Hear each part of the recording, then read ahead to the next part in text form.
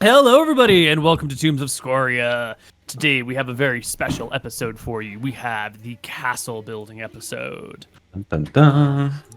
I have given the players a snippet of the book that we're going to be working with. We're going to be working with the second edition AD&D Dungeon Master Guide, Rules Supplement, the Castle Guide. And we're going to be looking at pages, I want to say it's 48 through... Ooh... Well, 48 through 53 are all the variables, and then there's like definitions and descriptions on through page 59 or something like that. I've already gone through this and built a couple sample castles, one of them very recently for you guys, so we can sort of dig in here.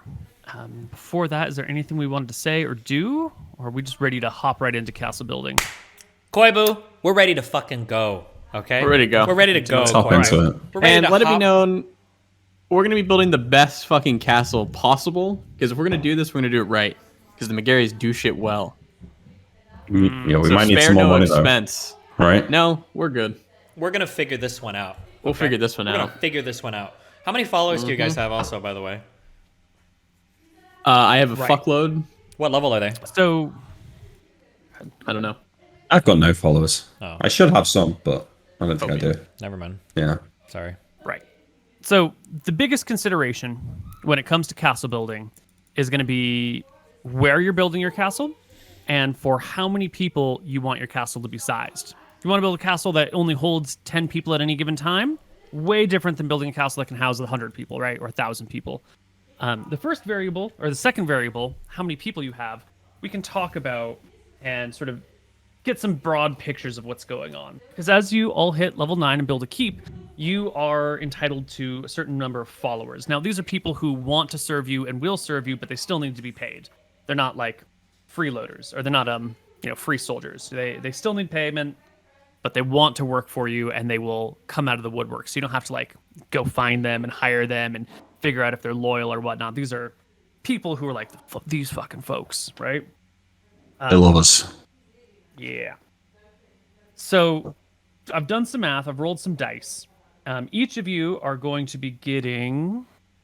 Shit, let me bring up my notepad here. 20 expert archers. Each of you are going to be getting 20 infantry with splint mail, morning stars, hand axes, and 60 infantry with leather armor, pikes, and short swords, and then some sort of like fancy guy that's higher level to lead everyone with that might have a magic item or two. So this means you're going to be getting 20 for you're going to get 123 people each. Oh, each? Wait, what?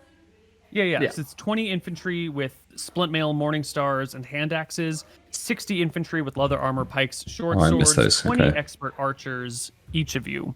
So that's going to be about 300 people, plus 3 leaders, plus the people you've already hired.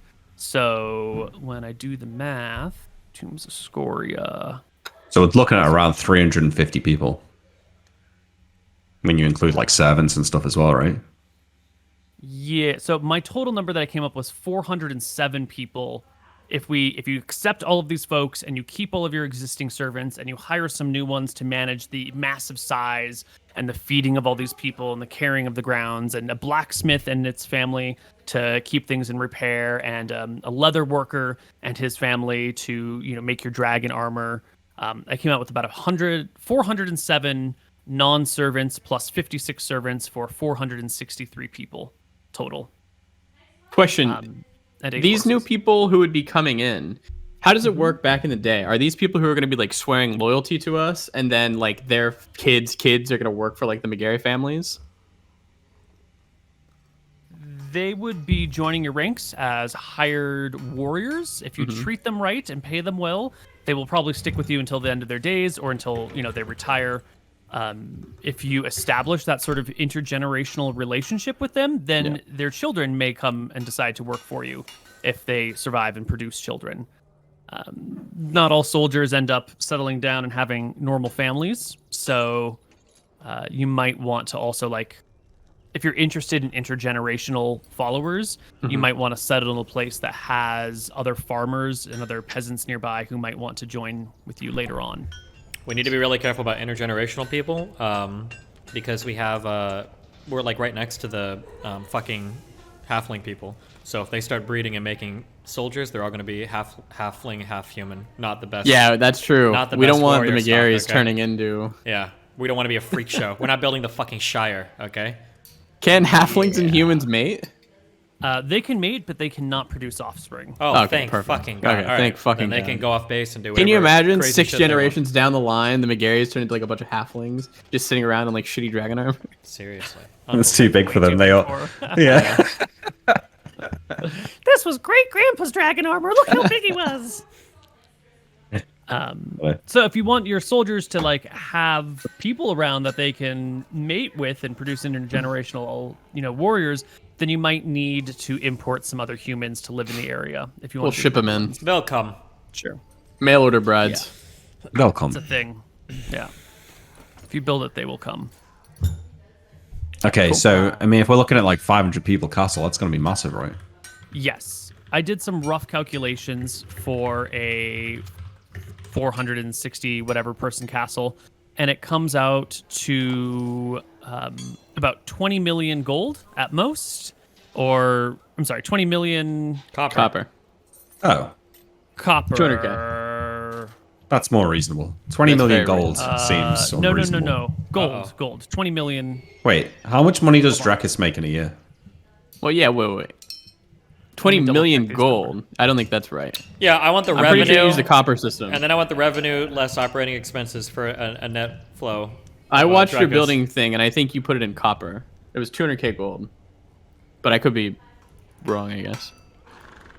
Yeah, let me just 122,865 times 1.1 times 1.3. Yes, it's 200,000 gold. Yeah. 20 million copper. Right. And that was This- for building it not up in the Correct. riverlands. That was for building it in the forest a little bit south. You want to build in the riverlands, it's going to get more expensive. Yeah. Does that also include like all the optional extras, or is that without any optional extras? That includes a large castle with a wall that goes around it and a ditch or a moat around that, with 4 towers and a gatekeep and a drawbridge. And it has room for your soldiers and your servants, a blacksmith, a leather worker, a small stable that can house 8 horses. But then it includes like no other farmsteads, no other buildings around, no other support facilities. It doesn't include a dock. It doesn't include any of that stuff. It's just like, here is a castle that can house everything that you want. Yeah. We clearly we're gonna need need a port. tower as well. A wizard's We're going to need tower. a wizard tower, a port, aka a dock. And we should be able to cut these costs down. We have a few different ways that we were planning on doing that. I don't know if you want to talk about that now, but we can talk about that later. Now it's up to you. Well, let's at least first experiment or talk about the number of people, because this is essentially a standing army, which is super expensive to upkeep. I don't know if you guys want to be upkeeping 400 soldiers or 300 soldiers or whatever it was. Where are my soldier counts? Would it not be possible for us to like bring them in and say like, hey, we do want you and we are going to pay you. We can pay you like 1/4 of the regular wages. You're not going to be an army, but we just need you to live around here and then work like the fields and the jobs. You just be like normal farmers until like we need you. Would that ever be something that could happen? So essentially, that's how most lords operate. They have peasants, and part of the peasants' taxes, part of what you owe your lord is X number of months of service in a year. And so once a year, your lord can call you up for a few weeks to a few months at a time, and you act as a soldier in that time, and the rest of the time you are doing your peasantry stuff. That is different than this. Those are like 0th level nobodies. This right here are actual soldiers who know what's up. Well, like, these ones how many- are 0th what- level. What kind of standing army would the queen have? Like more than 400 men? Because it seems like a lot. In times of peace, standing armies are pretty limited. You have like each of your castles will have some people who guard it, but if there's no imminent threat, you kind of keep your standing army really, really, really low, just enough to provide generalized security in case there's some sort of like bandits or raiders or, something spontaneously pops up. Yeah. You don't need a large standing army most of the time. So like 400 seems kind of like overkill. It seems like the number the queen might have. Yeah, that's pretty overkill in times of peace.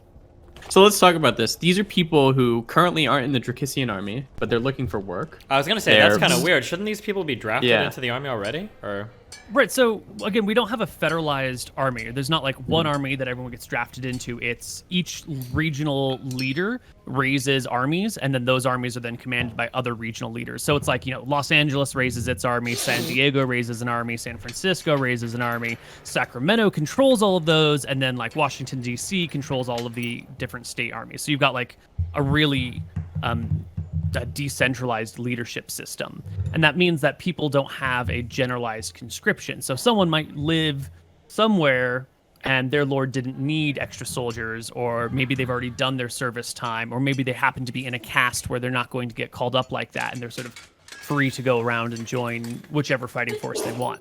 And those are the sorts of people you'll be dealing with, sort of unbound warriors. Gotcha. Would it not be possible or smart then to like, we own the land in the Riverlands, be like, hey, we'll give you a small land stipend, and make them our, I guess, peasants at that point? Wouldn't we have to steal the land from the halfling farmers though? I mean, there's so much land there. Wait, are we stealing the land, or is it already our land to lord This over? is our land. No, I get that, but I'm saying it happened in Rome where to pay back the soldiers, they stripped all the farmers of their lands and gave them to the soldiers as reward, and then there was like a massive famine that killed loads of people because none of the soldiers knew how to be farmers. Is every single part of these lands, like, is this wall to wall inhabited by halflings? I'm sure there should be some. Of course not. empty No, space. there's huge tracts of open space between the Right, villages. okay. No, that's unworked land. It would need to be cleared. You need to remove the trees and the rocks and level it. It would take time to get it into good farming condition, which can, of course, be done down the line after the war.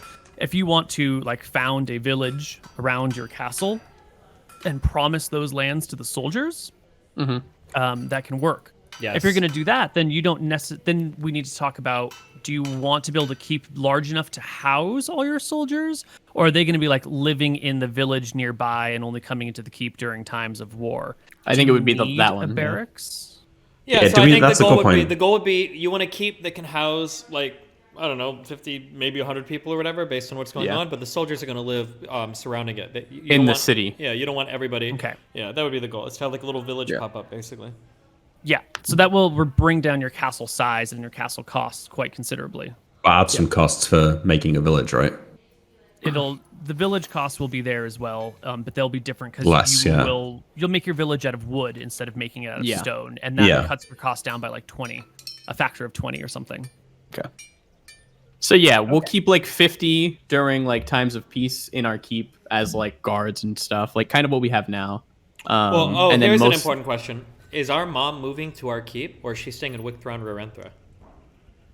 It's kind of up to us, right? Because I would Yeah. say I would probably say she comes with us. This is really important because if she's coming with us, then all the money that's going into renovating the place she's in now and all of that can be abandoned, and all the new upkeep that we would spend there can be spent on the keep instead. But I don't know what is. We should still have a presence in the city, I think. Yeah, but the presence in the city doesn't need to be a massive, like, well-guarded Warehouse, yeah. because we've got a Yeah, ton but it's of- already bought and renovated. I mean, maybe you're right. Oh. Maybe there's money to be saved, but I feel like the plans are in motion. How Well, much sure, Is it but going I to mean, it's cost us a also ton like- of money, Koibu? What is a McGarry keep with no McGarrys? Yeah.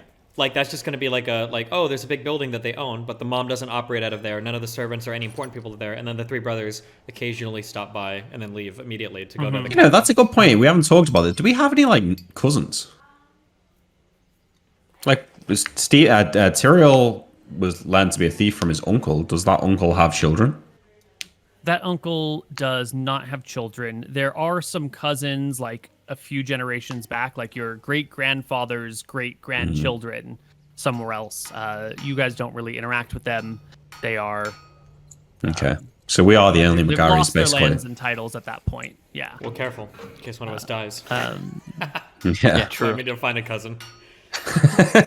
We also would. It also is kind of weird because depending on where you go for who could potential cousins be, these people might also have like fucking lineage or some shit too, right? So it's kind of weird. Right, like technically, Lady Tolwick is a distant cousin of yours. Oh, what are you trying to say?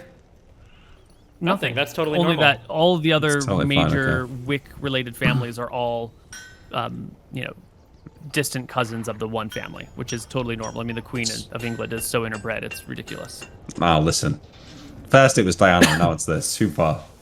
So the current plan is to get all of our. The current plan is to get all of our followers to live in a city outside of our castle, but still get land grants and work for us. That's like the good idea. Yeah. Yeah.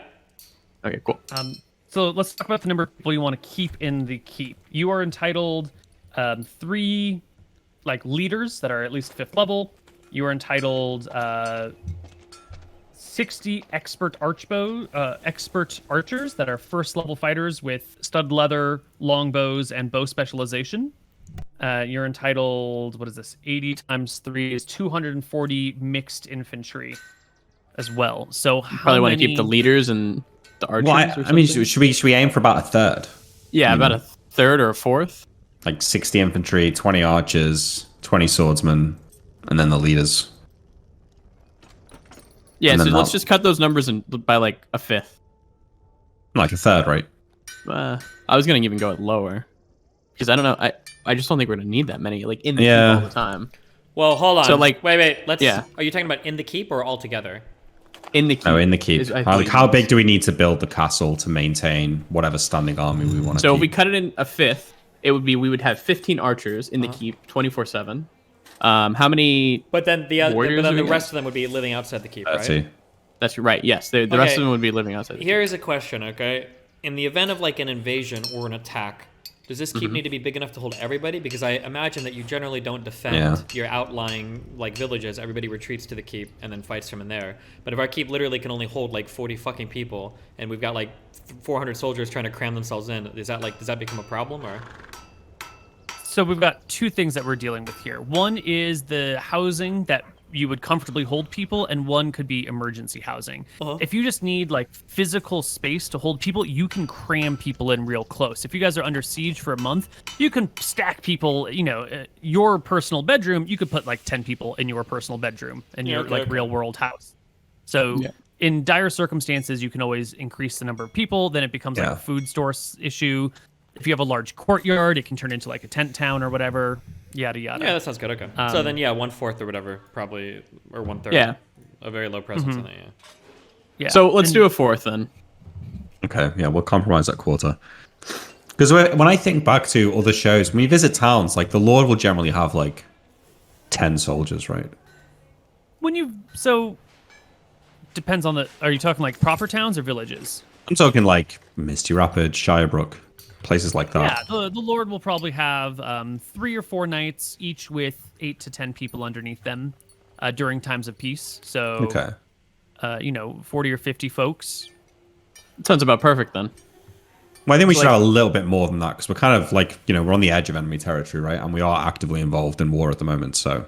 Right, you're not in the middle of like a safe kingdom. You would be positioning yourself near the dangerous mountains, away from reinforcements, with no road getting to you. So security is going to be more of an issue. So let's Yeah. do a third. Is that chill, Nick? Yeah, I think a third sounds good. So, and it's easy, right? Because then we can just go off like 1 level 9 fighters, a Yeah. portion of followers, plus the 2 extra leaders. I'd say we all keep our 1 leader on the payroll. Yeah. So whatever we're entitled to, a third, and then we're keeping all of the leaders on the payroll. Yeah. Cool. And the idea is that 1/3 of this will be full-time soldiers, standing army, and then the other third you will. The other 2/3. Yeah, 2/3. Sorry, 2/3 you'll grant lands to, and you'll give them a stipend or some sort of money to keep them in your employ, or they would just be like regular farmers who can work here, and you can call them up whenever they need I think we would give them a small stipend. To maintain their maybe weapons and armor, right? to maintain their stuff. So like, let's say they get paid, for example, 10 gold a year as a stipend. Instead of paying them the full 10 gold, we would just give them like 2 gold just to stay in our employ. Right. Something like that. Yeah. And then that's sort of like the reserves, right? You every other Yeah. weekend you go train, you Yep. do your weapons, you march around a little bit. Okay. yeah. To keep them good. We could even Would it be a bad idea to like rotate the third that were on active duty, like maybe like every year or something like that? It's probably a bad idea because then you could get into like the issue of like, are these people loyal? Like, what if these people, new people coming in? Yeah, because then you live in a Yeah. house and then you got to go somewhere else, and someone else Yeah. lives in your house and Yeah. fucks up your farm. Yeah, right. Yeah. Okay. Cool. Let me just make some notes over here.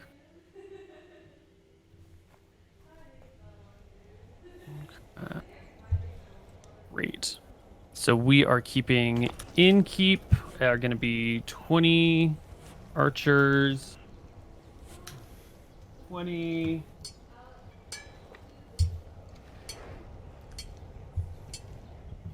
20 guys with split mail and 60 guys with light armor and spears or whatever it was. Morning Star, 60 pike with leather. Yeah. And these guys are all level 0, are they? The archers are level 1, bow experts. The Morning Star / pike people are 0th level. And our fighters are we rolling for that? I haven't rolled yet. I haven't decided what the top level fighters are going to be like. It's dangerous to let us roll because that table's got some crazy stuff on it, if I remember. Mm-hmm. That's what makes it fun, Nick. Yeah, it was. Yeah. It's not some mad stuff like a guy, a level 9 dude who rides a Pegasus or something crazy. That's absolutely level 7 based. fighter with plate mail +1, shield +1, broadsword 2, heavy warhorse with warhorse. Hell yes. Let's fucking No, roll it.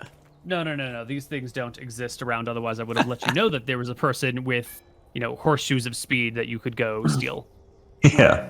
So the magic items would be limited to +1. Yep. And I don't think there's any shields or armor +1 available for us. Well, we can deck them out with armor and shit weapons and stuff, so that's okay. Yeah. I'll let you roll on the table for their level, but their gear I will pick myself. Yeah, that's fine. And then you'll just deck them out with better gear anyway. Yeah. Cool. So we're gonna have expert craftsmen. I'm under the impression that like there's probably only like 5 people in the world who can like do dragon armor. Is that true or no? That'd be my guess, but I have no. Yeah, so in Arcadia, there's going to be very few people who are of quality to do it. Yeah. You've got one here in Drekis, in the capital, that has been working on your armor with some assistance. There are people who can be trained to do such a thing. There's just so little dragon armor that gets made that They don't most need to people, learn that. yeah, like no one's ever learned that skill. The guy that you have who's doing it right now is doing it for the very first time because he's never had an opportunity to make this before. Cool. Yeah. Well, there's a lot more opportunity these days. Mm-hmm. So yeah, I mean, we'll move him in, and then we just need a blacksmith as well. Right. Okay. So total soldiers in here is going to be 100 infantry, 3 leaders. Great. Now I will extrapolate your servant count. So let's see. You're going to need for the PCs, there'll be 8 there. Officer. Oh, what about your existing people who you've already hired to work with you? You've already got like. We'll just roll them in, no? Well, Where do wait, you are you, trust talking, are you them? talking about the people that... This depends on if our mom is moving or not, right? Yeah. What is Oh, our sure. decision on that? I mean, what do you think? I think all the McGarry should probably be in the keep. I think it's nice to everybody in one area. However, this area is more exposed. And also, if our mom wants to play like nice in politics with like other people in the capital, she's either going to be traveling often, or she's going to be not able to do that. She can maintain our interests in the capital. She's going to want to be close to her sister. She's like our mouth to the queen's ear. The issue is that if we leave her in the capital, we're not going to have any McGarrys in the keep because us 3 need to go and do shit. Yeah. Right? And you don't want to leave the keep to nobody. I mean, So we need to leave someone in the keep who we trust. yeah, but without we're gonna have our captain guys, right? They're gonna be trustworthy, no? Yeah, it's just weird to have a keep that no McGarry's are. Yeah, with no McGarry. It's not. So fucking maybe Lord of it the Rings. is There like doesn't time to like, always look need for to be a. marriages. Yeah, see if Okay, we had yeah, that wives, makes sense. we just throw the wives Yeah. in there. That's true.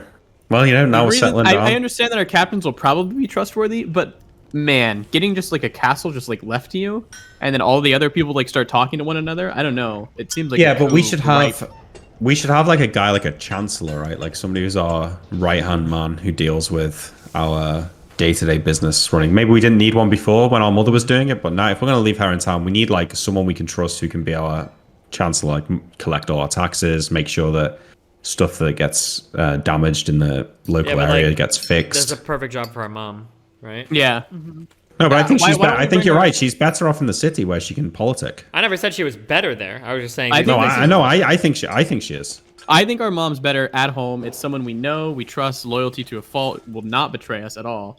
And I think we institute a chancellor or someone inside the capital. Yeah. Okay. Well, either way. And I think the she'll- brothers yeah. need to look. I think, yeah, well, Anton will be saying this. I think we also need to start looking strategically for wives. Can we have a conversation? We don't have to RP it or not, but like, if we would ask our mom, what would she say? About where she would like We go to be? mom and we say, like, Mom, we're gonna build a keep out here. Where do you think you'd be best positioned?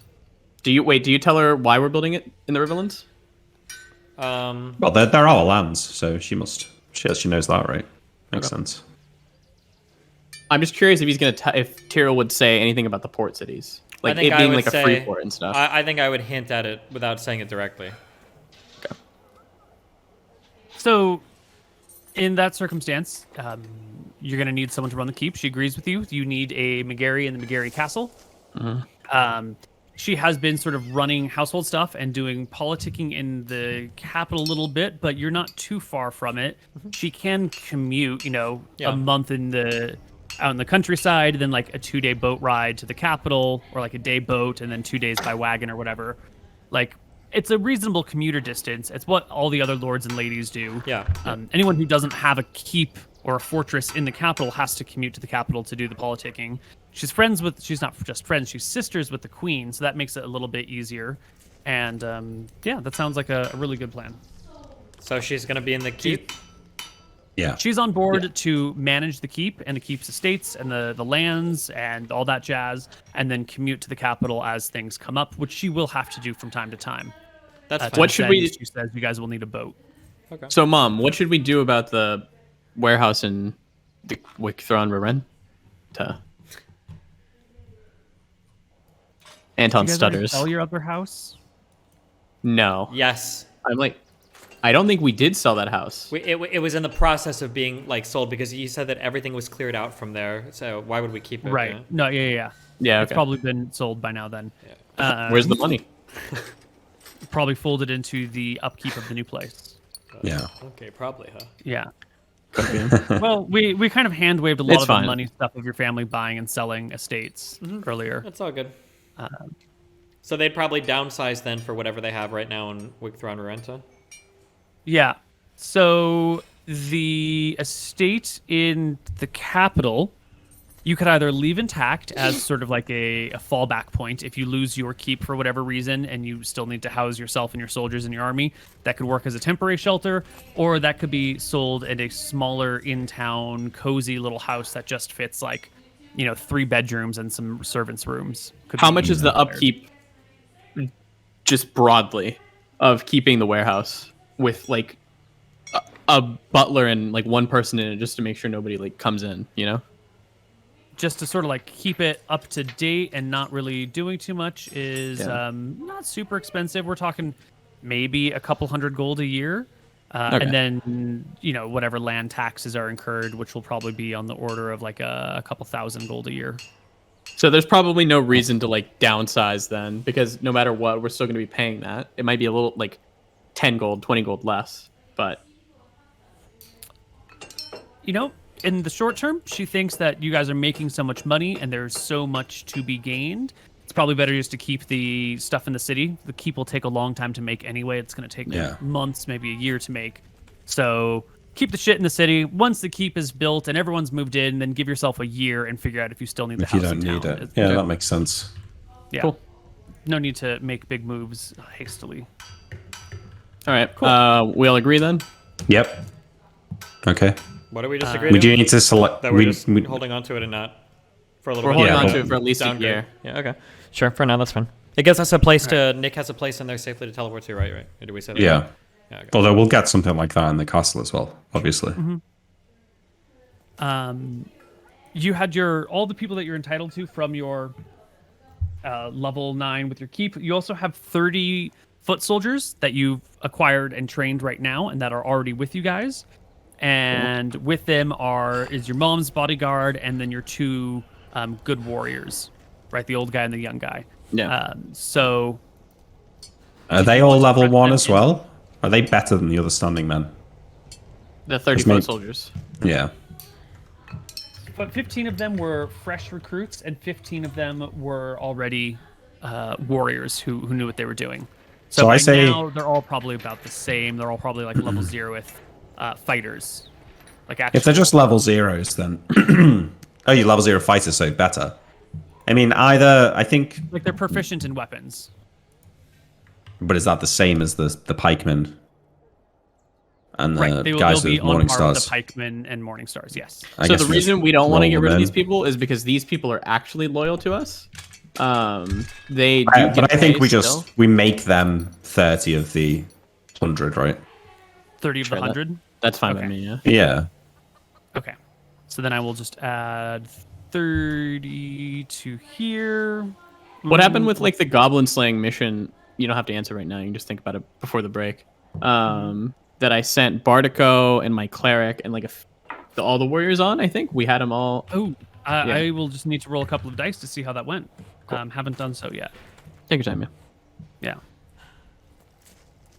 Okay. So we've got these for the archer or for the farmland, this for your keep. I'm going to calculate servant costs right now using some big ballparks. Let's see. 1 per leader. You're going to bring your cleric with you to live in the keep as well? Yeah. She's gonna be big one day, cleric. Koibu. Mm-hmm. We need... You're keeping 100, so that's 10 servants there. Let's see. You want a barrack, a stable with 8 horses? I think we should probably only need what? Let's do 8. We'll have 3 horses for the brothers, 3 extra, and then 2 for like a carriage. That's fine. Or if somebody needs to like send a 3 for the message like, brothers. real quick. Yeah. Yeah. Cool. So stables, that's going to need 2 grooms. We should get a wizard as well, right? Yeah, it'd be nice I don't know if that's possible. Yeah, it must be. to hire one. Yeah, for sure. You're going to need an apprentice, you mean? Well, I guess an apprentice, I suppose. But Right? I mean, having a wizard in the keep at all times is probably pretty useful. Okay. We also need a temple inside the castle grounds. A nice chapel. Gotcha. Yeah. All right, so I'm seeing 100 soldiers, 3 leaders, plus your 3 leaders right now, the one that's your mom's guard and the other 2. Yeah. So 100 soldiers and 6 leaders, actually, 6 officers, Yeah. 1 cleric. Sorry, And why this is it will bump this 6? It should be Because 5. you're entitled to the 3 that you get here. Then you've got the old guy and the young guy that work for Yeah. you, and then your mom has a personal bodyguard. Oh, she that's has one always as with her. well. Okay. Yeah, we rarely talk about this person. You gave them a magic sword a while ago. They just follow her around and keep her safe, and Nice. haven't really come into play yet. Okay. Yeah. Okay, Yeah, it sounds good. so I'm calculating 27 servants, 100 soldiers, and 6 officers. And a cleric and a wizard. A cleric, a wizard is going to need another servant.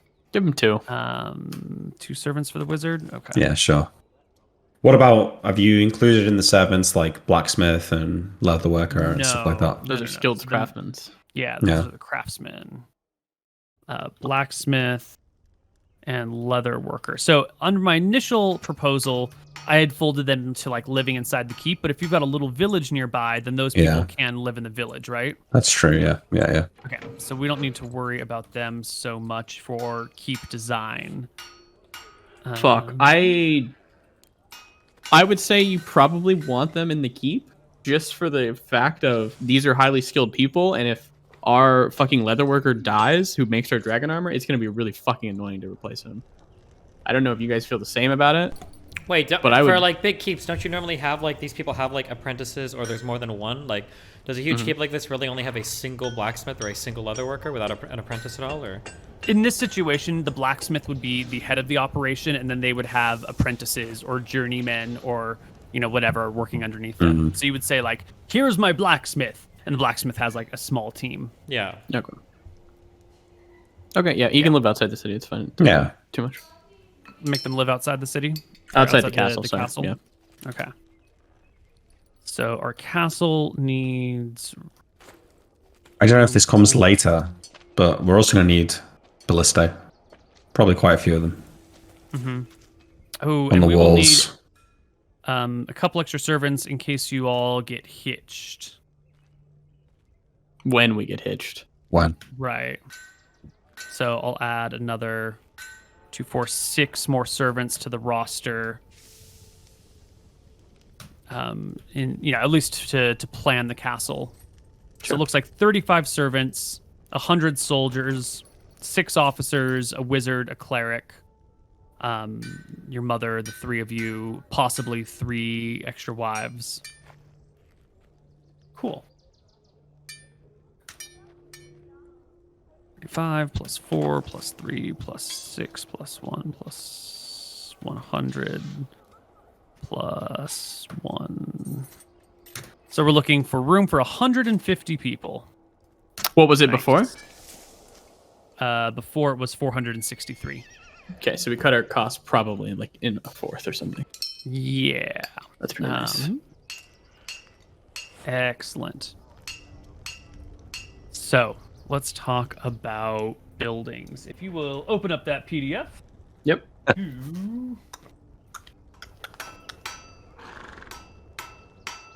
I don't know about PDF page, but like actual book page number 54. It will give us the modules that we need to work with here. Okay. So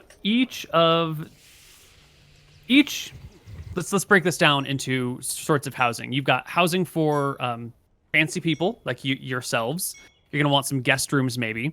You're gonna want some officers' quarters, servants' quarters, and then barracks for the soldiers. So we've basically got like 5 different types of bedrooms going on. And rather than worry about exactly all their dimensions, we'll just kind of break them down into these big categories. So I assume each of your fancy, proper McGarry people's rooms would probably be 20 by 20, and that would then be divided with like a curtain wall here or some sort of inner structure here, so you can have like a closet or whatever. Are you talking about the officers or all the men? No, I'm talking about the McGarrys. our like us. No. Yeah. Our rooms, yeah. 3 of you plus your mother, yeah, are about 20 by 20. That seems a bit small, doesn't it? You can make it as big as you want. I just wanted to get some big ballpark numbers here. I don't know. Does that seem all right to you guys? 20 by 20? I mean, that seems kind of small for a prince. Print. Oh, I like the way you talk for a prince. Yeah. 20 by 20 is fine. We don't need like Yeah. grandiose bedrooms, right? This is a functional keep. Like, Yeah. Okay. I get them to change the plans to make mine 25 by 25. All right. So officers, we're gonna have your 6 leaders, right? The 3 for your soldiers, then the other 2 that you've got, and your mom's person. Another officer is gonna be the wizard, and another officer is gonna be a cleric. So that is gonna be 7 officers. How big of bedrooms do you want to give this officer class? 15 by 15? 15 by 15? Yeah, sure. The wizard might need extra space, right? Like a second Sure, room. but I mean, if we categorize it as this, then maybe the officers get 12 by 12, and the wizard ends up getting like 17 by 17 or something. But as a ballpark, 15 by 15 works. Guest rooms. How many guest rooms are you going to want, and how big do you want them to be? Someday, someone's going to come and visit you, right? We want, Some noble. Definitely. I don't know. We want enough to host a party. So if we Yeah, want we want 10 enough to host families like a there- medium-sized party. I Yeah. think, yeah. So what do you Yeah. think that would be? 10? 10 10 families? guest rooms? Yeah. Maybe We can even host- more. 10 seems, I guess that's fine. I don't know. 10 guest rooms, fuck it. Okay. 10 guest rooms, and these don't need to be big and fancy. Do you want to do 10 by 10, 12 by 12? Let's just do 9 by 9. 12. Whoa. My friends deserve better than that. I say 12. I say 12. He says 12. All right, it's fine. You see, Anton and Tyrion never went to parties, right? Imric's the one who went to all the parties. I know. Guest rooms in like Cronwick Keep. Do you remember? They were bigger than 10 by 10. Bro, the three of us all went to a party. Remember? We stole all that. Yeah. We shit. got shoved in the same room. Wait, did we? I think I'm we pretty did, sure, right? yeah. Wasn't it three Yeah, of us? I in think one we room? did. Yeah. I'm like That's almost dope. certain it was, yeah. No wonder we stole from them. That kind of insult. Wow. True. Okay, we'll do 10 rooms, all 10 by 10. Okay, 10 by 10. Your servants. So generally, your servants can be packed like One by 4 to a one. room, 2 to 4 to a room, and then you've got like one lead servant for the men and one lead servant for the women, and they each get like their own room. So maybe the lead servants, each servants, you'll have 2 of them, and they get maybe 8 by 8 rooms. Yeah. And then bulk servants, you have 33 of, and you can fit maybe 2 of them to a room, and that room can be also 8 by 8. So let's just round it to 34 and divide that by 2, which gives us what, 17? 8 by 8? That Sure. seems right. I don't know how I feel about the lead servant getting 8 by 8 rooms, but it's fine. You know, Do you want to I was bring it? thinking- You want to change it? You can do No, whatever I you think want. I think that's good. I mean, they're I wanted them to important have people, 6 by right? 6. You know, if they're sharing 2 to a room and an 8 by 8, they got 4 by 4. Are they really 2 times the importance? I mean, it's First like your off- butler, right? Yeah, he's in charge of all of them. Yeah, he's All right, important. fine. Yeah. 8 by 8. We'll keep them happy. Don't want those guys turning on us. Yeah. Fuck them. And I'm mostly pulling these forms and figures from like what period pieces I've seen, like Downton Abbey and shit, where it looked Are like you- the servants were 2 to a room, and it was maybe about 8 by 8.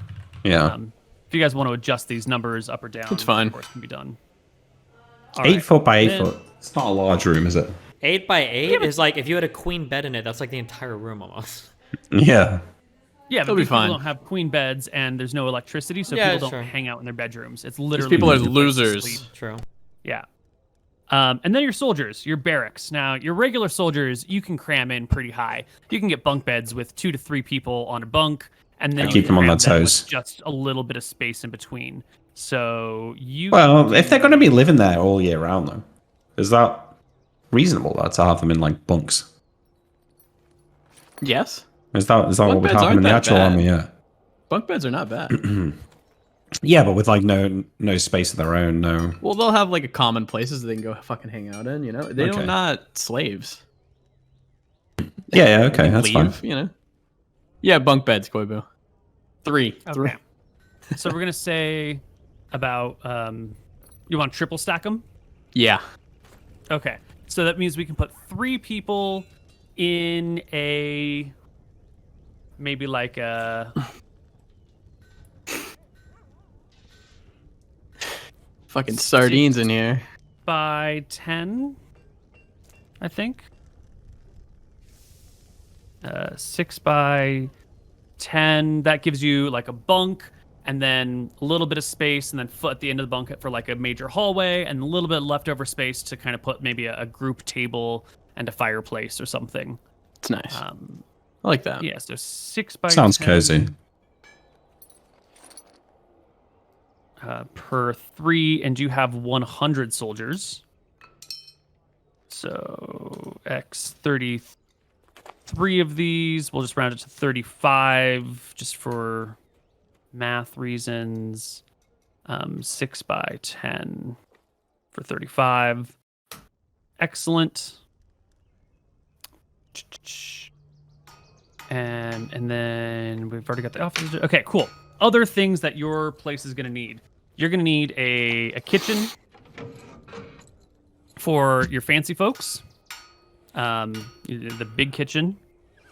And you're going to need a kitchen for the nobles and whatnot. And then you need a kitchen to serve the servants and the soldiers. It's fun. Mm-hmm. You're going to need a temple, you said? Yeah. Not Is a that temple. Part of I need a nice cathedral, Koibu. cathedral. Is that going to be in the main castle building, or is that going to be its own separate building within the curtain wall? Anton is literally cool with either. What's cheaper? It's cheaper to integrate it into the one main building. Yeah, let's do that. If that's cool with the family. I don't know if it makes a weird... Well, I just don't know if it looks weird to like have like... Is it weird to have a temple integrated or anything or no? Nope, totally not. Oh, cool. Totally We'll do normal. Well, whilst we're on the topic of this, I'm also going to need like a library and a laboratory. Mm-hmm. Yes. Of significant, Right. wealth. We'll get to your cathedral size. I'm assuming you're going to want there's going to need to be a main hall for everyone to do their normal everyday prayers, and then no. Fuck Tell me what you normal want for your everyday cathedral. prayers. We need Velthara centric, okay? It's not like the Megaris worship Velthara, but Anton, the chosen of Velthara, does need his fucking spot. Velthara only. Fuck the other gods. They're all cringe. Oh, really? Got it. I think we should at least have some small temple to the other gods, though. All right, we'll have an insultingly small Koibu part. Well, even for if the it's other just gods. even if there's just little shrines to them or something. Yeah, just super small shrines, but insultingly small. Like people would go in here and be like, "Oh, Wait a second. Wait. Why? Yeah, why? no one's gonna use this anyways, right?" Wait, hold on. All these people are religious as fuck in these times, right? Doesn't everybody worship like different gods and shit? All right, normal amount for other people, but a big section for Velthara. I think we can have like an altar of Valthara at the front, but then just along the sides, like statues of the other gods or something that people can fair. leave little offerings to. Is this going to be the sort of when we talk about integrating into the castle, if it's just your own private area, that's fine. But if this is going to be like the cathedral to Velthara, you might end up getting, pilgrims who come here, or maybe someone who has like. No, it's not a cathedral. I think it's a temple inside the keep. If at some point we want to build a cathedral, it will be in the town. There should be like a cathedral. We'll right? move the cathedral somewhere else. It'll just be a temple inside the keep, yeah, with a bigger section for Velthara because Anton will probably visit that the most. I was thinking about this the other day, just changing. Did you guys have cathedrals in America? Is that a thing that exists? Yes, Yeah. Not lesser, something but they do. Some of these cathedrals we got over here. Fucking insane, some of them. When you think that like this was built like 1,000 years ago or something, Yeah, it's wild. how the fuck did they do that? I mean, when you have slaves and you rule the fuck out of towns and you're like the ruling power, you can do a lot of crazy shit, right? Yeah, but it's like how many people Throws their money died at just you. to build this fucking building, Anyway, sorry. Talk to Qatar. Yeah, true. So your temple in the castle. How big of a temple are we wanting? Are we talking like 100 feet by 100 feet? No, just like whatever a normal castle would have. It's not going to be anything grandiose. Okay. I'll make a Velthara temple somewhere else. All right, so we're probably talking like 20 feet wide by maybe like 60 feet long, and that includes some room to like add some other, like a little side building here, a warehouse or like a storeroom to hold these things and yada yada. So Yeah, that's fine. what did I say? 20 by 40? That sounds about right. Yeah, you said 20 by 60, but yeah, it's fine. 20 by 60? Okay, yeah, that makes more sense. And then the fancy kitchen doesn't need to be super big. That's maybe 15 by 15. The other one needs to be maybe a little bit bigger, and that'll include some storeroom space, yada yada. Nick, you need a library and a laboratory, right? Yes.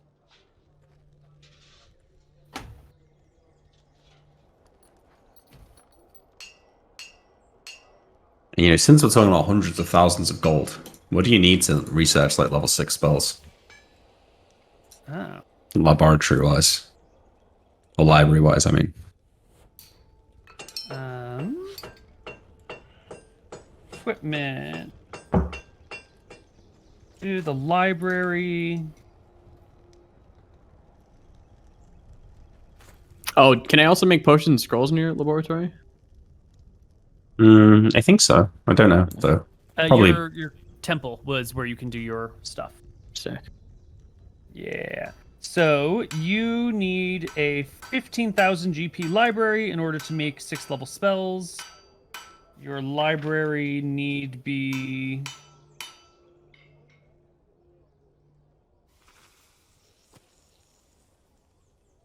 If it's a ridiculous number, obviously I might change my demands here. I could always go and just do research with Somba if I had to. A wizard who doesn't want to borrow or lease a room from a landlord and buy a suitable building. The place should have at least 400 square feet of floor space, or somewhat more than that if the wizard intends to live there as well as maintain a laboratory. 20 by 20. Yeah, a 2-story building of about 20 by 20 would do nicely. Okay, so they're talking... Oh, that's for if you're living there. Got it. Got it. So you need about 400 square feet for a library. Your laboratory comes in 3... Oh, yeah, perfect. No, the research laboratory is the library. That's 400 square feet. An alchemical laboratory is 400 square feet, and a forge laboratory is 600 square feet. So we're looking at 1,400 square feet if you want to theoretically, build, have this be your laboratory for the rest of your career. I mean, it should be, right? Yeah. Yeah. You can always change it, or you can always move elsewhere, but if you want to plan for the future... What's a forge laboratory? Is that to make magic items? Yeah. I mean, that seems a bit ambitious. But I feel like if Imrik was a real person, he would want to do it, because I know that we're not going to be still playing this when I'm level 14, but in reality, he'd probably want it. Larger we will be. Laboratories include all the materials and equipment required for the production of magical items of all types, not just potions or scrolls. So potions or scrolls can be done alchemically. If you want things that have single-use things, you want to do wands or rods or any of that stuff, anything that has anything other than potions or scrolls, you need the forge. Let's do it. I'm all in. I want 3 stories. 20 by 20, 20 by 20, 20 by 20. Okay. One store's a library, one's the alchemy, one's the forge, and then out from the, above the 3rd floor is the wizard tower, right, where we can teleport into. So we're going to do 40 by 40 for the wizard laboratory. Perfect. 40 by 40? No, that's too much, right? It's actually, it's a little bit too much. It's 37.5 by 37.5. I'll just round up to 38 by 38. All I need is the total square footage, and it's just the note keeping is working this way. Any other major buildings that you guys might need? Any other... I got one. Yeah? What do you got? I want to build a listening room where I can train my hear abilities up to 99 Koibu, past 95. It's going to be the quietest room. No, okay. So we had a discussion about this before. I don't know how far or how deep we need to go to see how far I can push this, but something that I would like to be able to do this keep, the reason why we're building it on the water, is to have the concept of a free port here, basically. An offer that I would like to make is to find out where... I think so I would know this in character, or at least I would have heard of this, but I think we directly saw this when we did the VOA campaign, is that there is some place where the actual head family members live or base out of. I think that's a static location, right? Family, you mean Thieves Guild family? Yes, yeah. Right, that, how do I say? That information is not something that Tyrael would know. There are probably a lot of theories, but they keep that shit close to the chest. As you've seen, high-level PCs can fuck anything up, so they do not let anyone know what their true secrets like that are. Okay, gotcha. Because I would like to make an offer to them that letting them know that this city will have a free port, letting them know that I intend to run this as some form of I'll say sanctuary city for thieves if they want to do that. And that if there's some room that I could construct in the keep that would be beneficial to that, it'd be like a compromise I'd be willing to make if they're willing to chip in financially for the cost of the keep. Okay.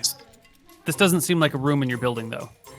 Well, it depends. Well, it if could they, be. Like, let's say, for instance, they wanted like some guaranteed safe area where they could have some like meetings that were like secure, maybe like a lead-lined room or a silver-lined room or something where they could have a meeting like that, or some area where like if the city was under siege or something was happening, like at least like the important members of that guild. Now I don't know if they would live here or not, maybe not because they could be assassinated here or whatever. But if they wanted to have a retreat to some area like that, I would offer to.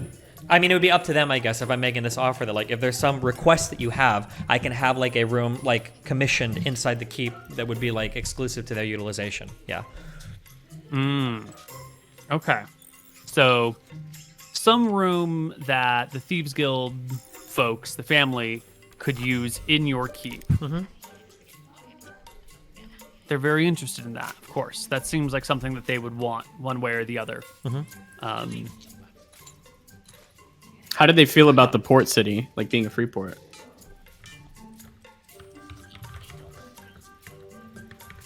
I mean, if they can get...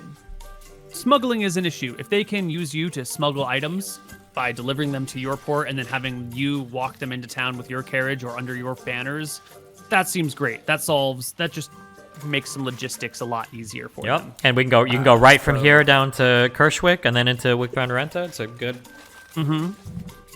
Yeah. Yep. So are we talking more like a storage room to hold their illicit goods, which doesn't need to be that big? Like 10 by 10 would solve that problem mostly. If they want, Or it's are up we to talking- it's up to them. What do they want? Do they want like a 40 by 40 area where they can plan out of and they can house people, or do they just want a small storage room that's guaranteed to go unlooked over by like federal troops or like somebody of the kingdom?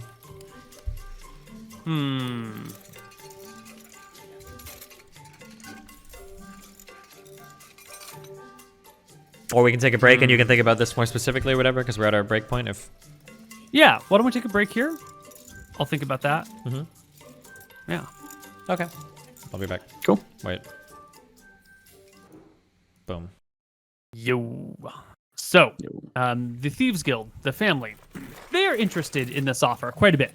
They would like 2 rooms, 2 10 by 10 rooms underground, with a sort of out-of-the-way entrance that people aren't going to accidentally stumble into and go down there. One room will just be storage for stuff, and the other room is in case they need to put someone up for a night. They need to like smuggle a person, or someone needs a place to lay low.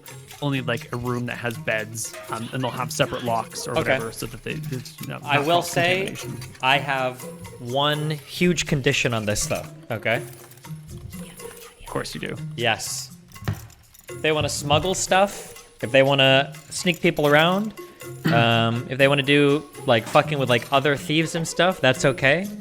But stuff like the murdering of citizens or anything like that will absolutely not be tolerated, and those types of people will not be harbored. So if, for instance, if they are like assassinating nobility or doing anything like that, or like just killing random citizens, they're trying to hide like a murder or somebody related to that, I don't want any hand in that. And if I find out something like that's happened, then like everything will be off the table. But in terms of like smuggling or stuff like that, that's okay. Yeah. They have a lot of operations. They can just divvy that, run that stuff through another channel somewhere else. Okay. Perfect. And they're going to help with the castle building cost for this? I thought that was his offer. Right. So you wanted them to what? Shoulder the whole cost of this construction, or a partial cost of this construction? I want them to chip in, but it's hard for me to know because we need some numbers in terms of like the amount of goods I expect them to move through this area. So let's say hypothetically they were moving through 1 billion gold of goods, per year. I'd want them to chip in quite a bit. But if it's like maybe 20,000 gold per year, I need like some scale or idea of what would be appropriate. I imagine that I would probably ask them for an offer first, and then see what they offer, and then I would consider that offer. Okay. Would so I you see want two... two approaches here. One is that they pay for the building depending on how much you think they're going to use, and then the other is you build it and then you collect some sort of like fee Tax. for housing them as they move through. Mm-hmm. That one is going to be a little bit easier because then you can just upfront cost it, and then as they move stuff through, you get a cut. Trying to do a long-term prediction on stuff moved through a castle during a time of war is going to be impossible to give you any realistic number.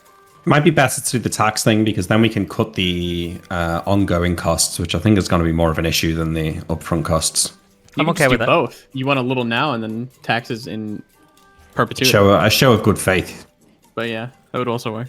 I don't know if I need to show good faith. This should be a really good offer to them, right? It is. Like I don't know how many other nobles would be willing to, but we can front all the costs and then do like a tax collection.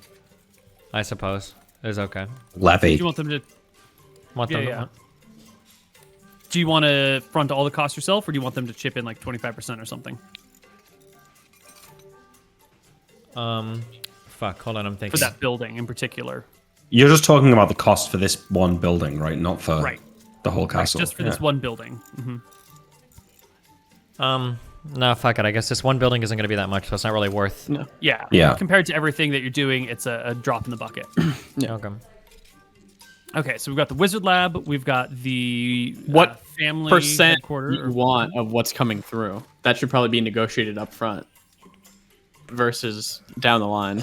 So I think before doing this conversation, Vega should know all sorts of stuff about the logistics of shipping and everything. So I'll ask him. Let's say that I want to ship something from one area to another, and I want to smuggle it for 1,000 gold.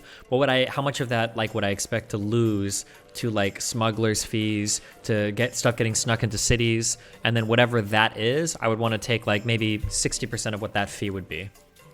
Right. So generally, when you're smuggling with good smugglers, they don't look at what you're smuggling. So it could be worth absolutely nothing, or it could be priceless, and they wouldn't know the difference. And they usually just take a flat fee based on the difficulty of smuggling. So it's usually having to do with size rather than with, value of the thing. You want to smuggle a big ass box like this, it's way more expensive than smuggling like a tiny little rock.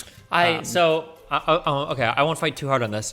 I feel like, and this might be like, I don't know if I'm drawing from TV shows here, but I feel like the reward would have to be proportional to what's being delivered. Otherwise, you run the risk of them checking the goods and being like, wait a second, this is like a legendary person that you're like, this is like Jaime Lannister, or like this is like the Dragonbane sword of whatever, and you're only paying me 50 gold. I'm gonna yoink this, right? That some shit like that happened. Right. Is it really never proportional? Or do they just trust that they never check the packages, or? Well, that's the like general theory, right? In the same way that cops shouldn't assault innocent people. That's the general theory. There's also softness within that. So if you're transporting something that's super valued and super precious that you want someone to not swipe and you want them to take extra good care of it, you might quadruple, triple. You might just add 1,000 gold to that sort of stuff. So yes, Sure, okay. high value objects will end up with higher level costs out of an abundance of precaution. But the general rate is based on the size of what you're smuggling, and then for like the really good shit, there's money on top of that. Sure. If we charge them a fixed amount, right, then the risk of their business is still on them and not on us. Like if they have a bad year, they still owe us the same amount. It's like the same way the mafia would charge like protection rackets. It wouldn't be some percentage of what you earn. So it would be like, you owe me this every week. This is what I'm taking. I don't care if you've had a good week or a bad week. This is what I'm taking. But we don't know Are what you that talking- price is, right? Yeah, we don't know what that number would be, but Yeah. Are you suggesting like you owe us this monthly rent, essentially? Sort for of, the yeah. place, and you can move whatever you want through it, or do you want to do like every time you move something, I want this much from it? I think a And then monthly more if rent it's is high probably value. cleaner for everybody involved. It'll Yeah. smooth out everything, and then we have to ask less questions, which they probably prefer. in terms yeah, of and then we what's don't gonna actually know what's happening, right? Please. Yeah. Yeah. Last thing on the thief area is that means someone's going to need to be able to come in and out of your keep. You're going to have guards who's going to need to let them out, in and out with their gear. So someone is going to have to be sort of on the know. I if think these I guys can come appoint. in and out I can appoint freely. Vega to do that. Got Why it. don't we just give them a letter that they can use to gain access? Nah, fuck like, that. Don't ask any I'll do. questions. Vega's like he's already my follower. Oh, and here's a quick question I had about Vega. Is he like? Are they gonna try to like kill him or what? How does that work? Right. So Vega has sort of switched over to your side, but he's done his best not to cut his ties. So he still goes about and visits those other places, still does his sort of other routines, but has been slipping away from it and showing up to the optional stuff less and less and actively eschewing responsibility, slowly pulling himself out of the limelight. Okay. Because it takes effort to stay in the good graces and to be a person of note. And if Gotcha. you stop putting in effort, you just slowly fade. And so Okay. he's But he's not like he disappeared from like a crime family and is hoping they never find out again. He's like, okay. No. He's just kind of taking it easy and living a life of leisure and slowly falling out of favor. Okay. Speaking of Vega, do you want to house him in the keep? I think all Sounds of my like we'll need to. followers, yeah, I think are gonna be housed up here. Yeah, Yeah, that's fair. So then they'll need a couple extra rooms as well. sure. At least one of them's a halfling. He can get a small room. yeah. What sort of housing do you want to put them in? Private bedrooms, shared rooms? Can I just make Can a we just big make room? them their own little? Yeah, like a big area for them to like plan and like house in and everything. Are they okay with that? Yeah, you can just give them a separate building within the fortress compound. That's not perfect. part of the actual castle itself. And we can just give them like a 30 by 30 building. That's fine, And yeah. then that'll just solve all their problems. Yep, I think that's fine. Perfect.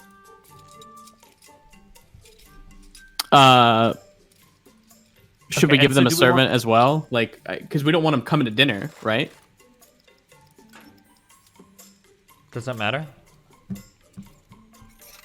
They can just have food brought to their rooms. I mean, the chef, the kitchen staff can cook for them too. Yeah, that works. Okay, they'll just have shit brought to them then. What couldn't it I don't be think it better? matters I think it's normally, better for them to but- just come because that's gonna be weird if there's like some mystery people that are Yeah. always having food Yeah. shipped off to them, like Yeah. lepers or some shit. Yeah, they're just Yeah, like that's the fine, other okay. soldiers that are hired by us, basically. Like that's all people have to know. Yeah. Yeah, no, that's perfect. Okay, yep, Okay. I agree. Cool.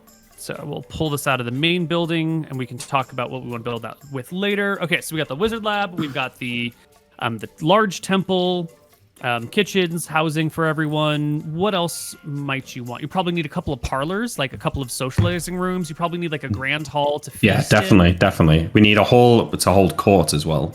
Yeah, And a place to store we awesome need- fucking dragon shit.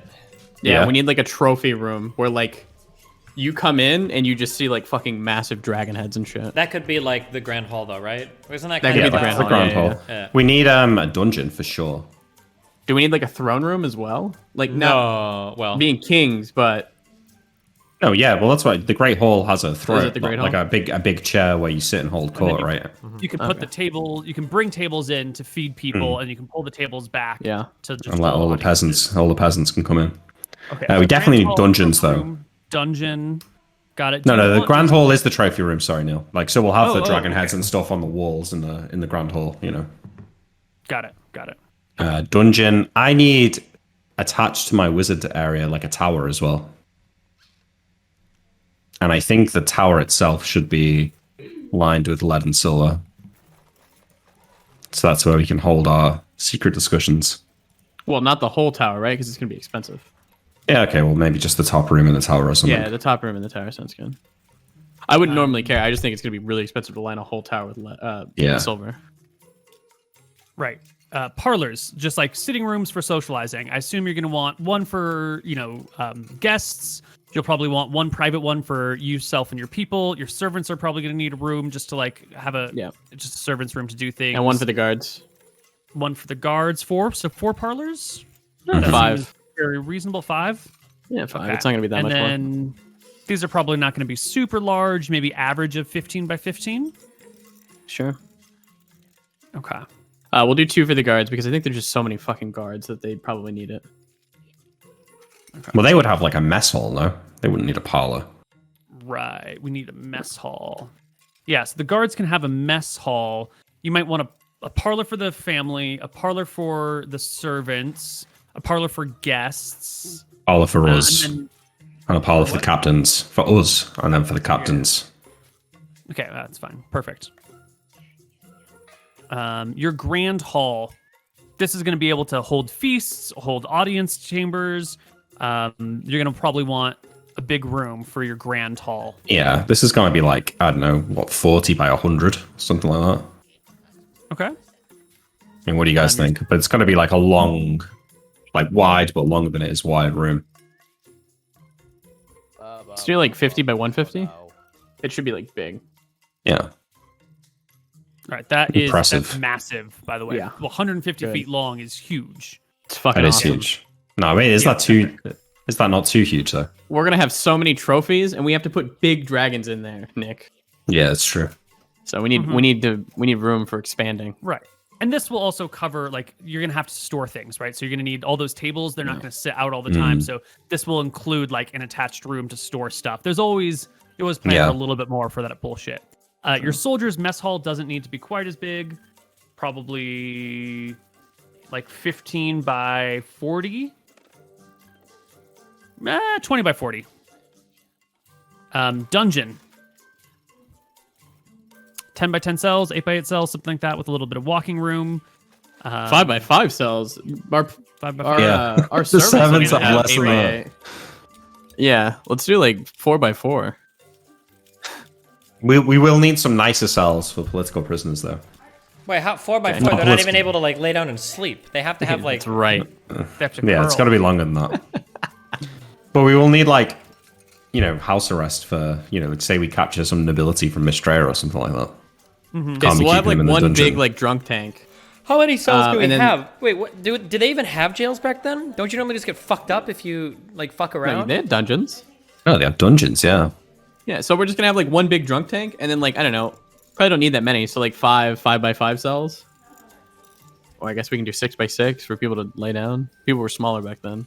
We get what was that? The name of that thing they used to put people in? It's like a long cylinder that was, some of that shit. It's like just a cylinder where they just put you in until you died and just like throw you down food and water, but you would barely be able to Oh. move. You'd just be like that. Oh, one of those things. Oh, fuck. What are they called? It's in CK. no idea. You can like put them in the chat notes. The oubliette. Yeah, there you go. The oubliette. Wouldn't we? What, Okay, we would it's just Fucked up. big- I was saw kill one. them. One big room that you just throw a bunch of people in. Right, it's just one cell holds whatever you need. as It's many not a room, Neil. as It's you want under up the there. keep, right? It's just like dug out Right. under the keep. Yeah. How big of an area are we talking for that? 15 by 15, and then you can just shove them in there until you don't need it anymore? Larger? Sure. Smaller? How many 20 by soldiers do you 20. think? Fuck it. 20 by 20 20? by 20. Okay. And then you can put like pillars, and you can attach chains to it, so you can Yeah. chain them to the walls if you want. Yeah, Amazing. you can. Yeah. You can do the stuff you want, like Ned Stark under the Red Keep, where he's just like Ugh. in darkness, strapped to a wall for a while. And then We're you not said gonna need that many 5 cells. Nick had said 5 cells, but how many Yeah. cells do you? Yeah. Let's do like Okay, 5 cells and I don't know. I honestly don't think 5. Oh, 5. So the cells are just for like important prisoners. 5 doesn't seem enough. Like I think maybe like 10. Because what if we like capture a whole group of like enemy soldiers? Sure, 10. 10. Okay. And how big? These don't need to be large. How much space do you want to put? 3 by 6. Yeah. Okay, so 3 by not 6. a lot of space. No, 3 by 6. Fuck these people, Neil. They can lay down. Essentially, it's just a bed. And eat some rats and shit. Yeah. Got it. Also, probably mostly going to be halflings fucking up, so these are big cells Yeah. for them. It's fine. Totally fine. All right. Parlor, mess hall, grand hall, big dungeon tank, dungeon cells. Anything else that we need? The wizard tower. Wizard tower. Right. So your lab, I think, is part of your tower, right? On one floor, you've got the alchemical lab. On one floor, you've got the foundry lab. On one floor, you've got library. On another floor, you've got something Well, else. I maybe no, like I dedicated was space. okay. Because I was imagining this is like much bigger rooms, and the tower itself would be like smaller, but like a few rooms Okay. higher joined to it. Sure. Okay, so those things are somewhere else, maybe at the base of all this, and the wizard tower rises above it. Yeah, from the top room. Yeah, and it's like Well, I don't know, like a tower 6 foot, module 6 foot, in here. 6 foot radius floors, something Oh, like that. that's a tiny tower. Is it? Okay. 6 foot radius? Oh, radius. Okay, sorry. I'm just a dummy. It's okay now. Okay, there is a tower module here. Small round towers. Tower round. Small towers of this type are 30-foot diameter interior space available for use, Okay. and 50 in diameter outside. That is kind of big. That is big, considering I've got the other 3 rooms below it. Yeah, you got this whole fucking place. Yeah, it doesn't need to be that big. I just want something that's big enough for me to teleport into, you know? Right. Basically, and then like the top floor probably has an observatory in it. One of the floors to be lined with silver and lead. Okay. Can we also get like a secret? This is, I guess, a question for later. Can we get like a secret room behind like stone or something? Oh shit! Yeah, we definitely Like, need I that. think we need like a secret. Wait, why? I don't know. It'd just be So nice to have like a. Like in the Great Hall, right? You go to like one of the dragons and one of its specific teeth. If you like pull it to the left, it opens a room. Why do we need a secret room in our own place? Shouldn't we just have a room built for us? Shouldn't it be nice to have like a? I guess it wouldn't be secret from our people. It'd just be secret from like other people. Like imagine, I guess one day it gets invaded and our mom is like stuck inside the fucking thing and has to hide. That would be where she goes. We need a treasury as well. Yeah, we do need a treasury. Oh, okay. Treasury's got to be pretty small, right? Small but secure. Probably near the dungeon. I don't know about dungeon, right? small Underground. because we're also gonna have magic items in there. No, I mean, yeah, Okay. but it's no one's. so this is living gonna be in it. lined fully with lead and silver. Right, and this would be the sort of room that you would want to be able to like put your magic items on display. You're not trying to shove them in as small space as Yeah. possible. Yeah. Okay, so maybe 20 by 20. Yeah. Sure. This gives you room to put stuff on display. Excellent. Anything else you guys can think of that you might want? We've not talked about the port yet. Right. Let's just talk about the main castle for now, and we can do the port a little bit later. No, I think that's good for now, unless you guys can think of anything. Let me. Different rooms, hallways. I mean, I think hallway space gets sort of included in some of these areas. I might just add some extra space to accommodate hallways and whatnot.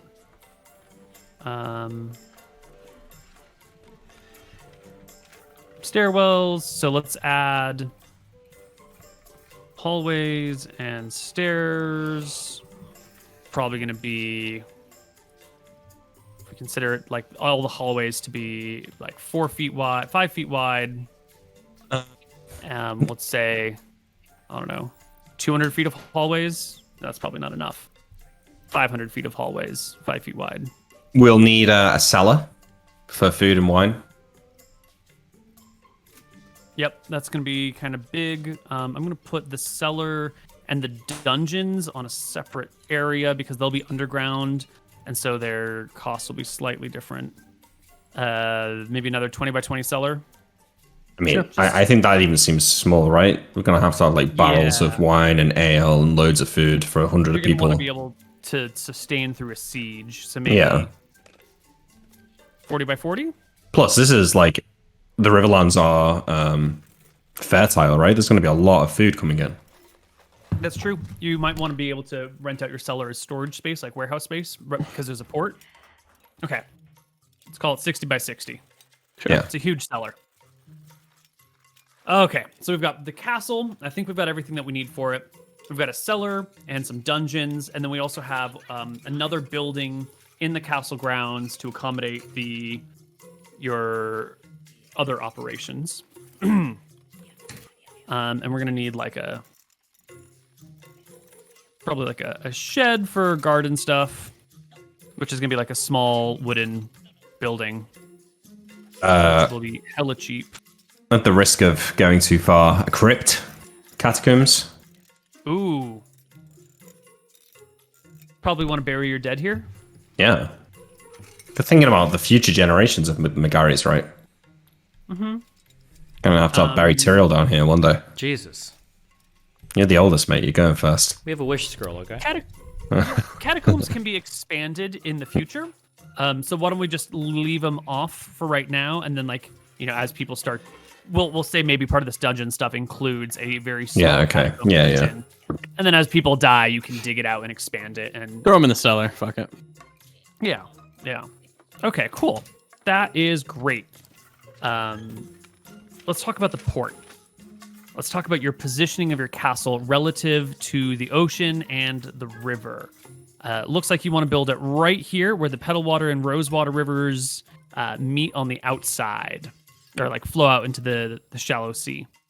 I don't know if that's like the most strategic or the best spot. I feel like somewhere up here might be a bit better, but can we talk to the halflings real quick when we're down here at we want to know where are some good places to like live due to the fact of we're going to be putting soldiers down here and we need them to have like fertile good farmland as well. Right. Let's see. Also, in terms of like strategy, I don't know in terms of what you're thinking for bad strategic. Like, I don't imagine that like an enemy fleet would ever sail into an area like this because like you could get trapped or cut off and No, like, so yeah, easily. no way. It'd be so stupid. Yeah, you could get fucked so hard. Yeah. Unless you felt like All for right. some reason you had complete naval dominance of the entirety, like to the west, and like nothing bad could ever happen. Of the areas around here, the river exit that has the best, most comfortable, like easiest farmland to live on, is this one over here. The Yaga and Naga rivers have the best. The Petalwater and Rosewaters have the second best, and the Lotus Water has the third best river exit. The Yaga River has a natural port as well, which is pretty nice. Yeah. However, A bay, the sorry, I mean. castle over here doesn't really defend these lands at all. Right? If someone wants to come up this way, they can basically go through as much of this as they want, and then your castle's at the very, very back, and it's difficult to deploy from, and it doesn't cover. Like, it would block people. It'd be easy to defend against things. No one's from the coming red that way. Desert, but no one comes that way. It's also nice to be over here, I guess, because we're near-ish to the giants, and the giants can actually come down and help, versus if it's over here, they're like 40 miles away. It's half the distance. I guess this is like probably one of the best spots then, yeah. Cool. Yeah, did you want to do it at the actual mouth of the river, or did you want to do it up the river? Did you want What- people to be... Do we think is best for, I guess, the smugglers? I would probably say at the mouth of the bay. Mouth Like of the bay. here? Also, Mouth if of the- shit does get completely fucked, you can like emergency like get into the Leave. boats and and Yeah. float away. Yeah. Mouth of the bay will give you easy sea escape. Makes trade a hell of a lot easier because you're right there. I Mouth can't of the see bay. any Sounds reason. good, yeah. Okay. So, if we've got like, I'm going to scroll down a little bit, sort of the West Voden Plain area. What's a good color? Here we go.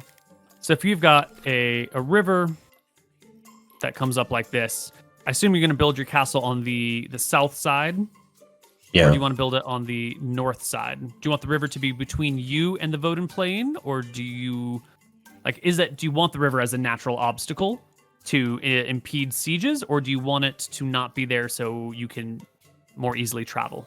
Is it more important to defend the river or to use it as defense? I think it's more important to defend the river, right? If we're going to have trade coming up and down this river, we don't want our enemies to be on the other side of the river and be able to like harass our ships where we can't get to them. So we want to be on the north side then, yeah? No, the south side, I think. Right? Because if our enemies are coming from the south side, like this, we want our keep like here so that we can come out and fuck them up. Why would they be coming from the south, though? That would be coming from Kirschwick and Coxburg, right? Well, because they might come like from around here like this. Oh, you're talking about from Bridgegate. Oh.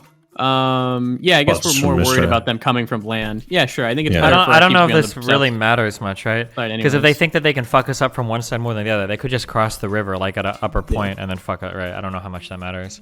Crossing the river for a large Not that group of easy. people is kind of a slowish process. It might buy you some time.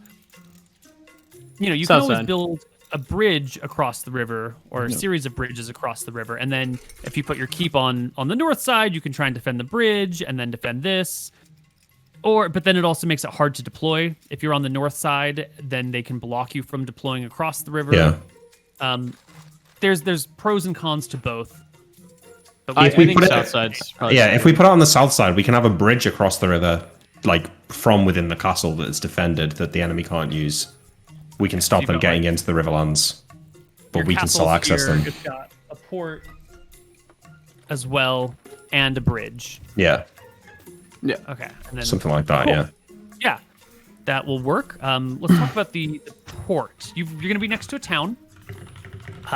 So do you want your castle to abut the ocean itself and have like an actual dock that leads into the castle, which requires, a few extra walls and some extra structures? Or do you want the dock to be like, in the village. town and you come out of, which would be way I think cheaper. it makes more sense for the dock to be in the town, I think. It does. Okay. And then if you're against the river and you've got a bridge leading in and out, you can maybe pull a river boat up here. And if you need a sneaky escape or like a skiff or something and row away in small numbers. That sounds good. Perfect. Okay. Well, we should have some sort of secret tunnel that goes from the dungeons to like some point on the coast where we can escape on a small boat without anyone knowing, right? Yeah, but if we have that, then it's an entrance in. Yeah, sure, but And if we need to illusionary escape, walls, stuff if like that. we need to escape, we're just gonna fly out or teleport out, right? Yeah, well, in an ideal situation, yeah. Yeah. I don't think we Well- should have that, but Okay. So I We can think handle it I later. have enough information now. Let me just tally up the total area and start breaking it down into buildings. Please talk amongst yourself. Wow. no. Weather's been nice. How So nice. I was thinking, I want to petition you guys. I want to talk you into going after the ogre mage fighter guy. Okay. I think it's a good idea, right? I think Is he's that the guy likely to to have. the northwest, or where is he at? He's in Siobhan and- Eridon. He is. I He's thought leading. he was in. He's leading an army of like monsters and ransacking near High Castle. Yeah, I think that's true. He's probably going to have magic items. He's the exact same class as me, a fighter mage. So might be some cool stuff for me there. Also, the Wayfarers might be interested in it because he's specifically targeting their area of like around High Castle where they're from. So they might be interested in coming along. And, he's clearly a threat. High level wizard, fighter, dangerous ogre thing. In and out, I fuck 'em think up. that we should do it because out of game we know that if we've already kind of killed one of her generals. I think it's probably just going to weaken her and keep her inside. I also think we should do it because it'll give us a level up eventually. We have to kill all of her generals, but that's one of them on the way. So out of game, I think we should do it. In game, Anton's kind of cool with whatever, I guess. I also think we should try and rescue the mine. Might help pay for the castle. The Gold Hill mine is No, not dragons gold. and Not Gold like Hill. a town. Oh The no, the Mithril mine in Mistria, where they have 500 captured Dracissian soldiers. That was the thing near the Ironbark Grove? Near, Or was it? No, it was Sky at Sky Peak. Peak. Yeah. yeah. I mean, like, I don't think we're ever running that mine while the war is ongoing. Yeah. Right. No, running it. No. But we can rescue our soldiers, stop Mistria using it, and at least steal whatever ore they've mined currently. how do we stop them using it? Well, because they're using slaves. They're using our soldiers to run it, so if we free them... Well, if we free them, they're just gonna put new ones in. No. We'd have to, like, yeah. blow up the mine or something to, like, Yeah. We could do that too. Not sure how easy it would be to blow it up, I suppose. I don't know. I think it's 500 kind of Dracissi- I think- unfortunate, but Okay, let those me... soldiers are probably fucked unless we want to do it for like our family's name. Like, I was gonna say, good for the family. Yeah, appeal to Tyriel's sense of It would. self-aggrandizing. We should do it for our own. I mean, imagine we'll be heroes, right? We'll have rescued 500 veterans. I don't know if it works that way in these lands. If, like, because, like, once people are captured and they're, like, kind of fucked, like, I don't know if anybody cares about them. I mean, people would care if like you bring them home, right? Yeah. Like if those people came home, it'd be a big deal. Like the Megaris went into Mystria, pulled these people out of like an unwinnable situation and freed them and saved them. Yeah, would it be, Koibu? I wasn't paying any attention. If we freed, like, rescued the the 500 prisoners from Sky Peak and brought them back, would people be like, wow, that was really cool? Or would they be like, fuck you guys? That's what the bards write songs about. Those are the tales that, win the hearts and minds of your own population. There may be no strategic point to it. I mean, there is a little bit of a strategic point, but not really. But that's like a PR move right there. Okay. Nice. Anton would probably be in favor of it. He's heard a lot of stories about people and like losing their family. I'm sure he's heard some about their kids going missing, and they're probably in Sky Peak, and people are asking for vengeance that way. So Anton would be in favor of saving them as well. It would look really, really good if any of those people released like had any nobility ties too, because there would be like some families. Most of them are, no? There'll definitely be knights amongst them, probably. Amongst them, there'd be some, maybe 50 or less, right? But Yeah, still low. Way less. But yeah. Still though, those are noble. Yep. Plus, like, you know, we kill Justina, we kill the fighter ogre, we maybe inform the elves that other guy's in Yatel, and we free all these prisoners from the mine. Like, that's a triple, quadruple blow to Scoria in short space of time. you mentioned killing the dude in Yatel or whatever? Well, I don't know if we kill him, or maybe we just warn the elves. Like, this guy's gonna be there. He's in Yatel, now he's going there. Maybe you guys just go and fuck him up. Maybe the elves wouldn't do it. I don't know, but... I don't know if they'd do it. It's so close to their territory, but... I can't see a reason for them not to do it, though. Yeah. It'd be easy. Do you think that we could... the people in Roxas, those are, they were dwarves, Dwarves. yeah? Yeah. Do you think we could ever convince them to build, like, an underground tunnel from their area to our keep for, like, assistance or trade? Or is that, like, way too far? It would be, like, a really I think that's too far. Yeah, that's crazy. I was talking about building a tunnel Well, they are through... dwarves, I suppose. I was talking about building a tunnel through the this mountain, and Koibu was like, that's an immense, crazy job. Yeah. Yeah. So building it all the way up would be a lot, but it could happen. Going all the way through the mountains is a project that would take many, many, many, many years. We're talking probably your grandchildren or your children could make use of that shit, but... Okay, don't care. Fuck them. Fuck them, yeah. Yeah, fuck them. Probably easier to build a fucking sky bridge. One thing we could do, do you remember in Roxas, they've got that tower that's meant to keep the dragon away? Mm-hmm. Arxombar can cast this spell, Legend Lore, that you cast it and touch an object and it tells you, like, loads of information about it. I wonder if we could get a scroll of Legend Lore and then touch the magical anti-dragon tower and find out how it works. Maybe make one for our tower. Our keep, Do we care, though? Well, if we've got an anti-dragon keep. If a dragon flies over, we kill it. If we're there, yeah. If we're there. If we're there. I don't know. Fuck, I put my... Imric, you wanted your tower to have a, do you say 6-foot radius inside? Yeah, I think so. If it's because I don't need it to be a library, I don't need it to be any like actual use. It's just literally a place to teleport and some place to keep like my most prestige books and things like that. So maybe like 4 floors, one of which is an observatory and lined in silver and lead, and then the other 3 can just be for teleporting, basically. It's going to be a little bit taller, but a little bit thinner, smaller than the small round tower. But I'm just going to use the small round tower because we bring it in, but then we bring it up. We bring it in by quite a bit, and we only bring it up a little bit, but the height is the harder I want it to be, visually, it needs to be higher than the rest of the keep, you know? Absolutely, 100%. Absolutely. Yeah, okay, good. Okay. One small round tower.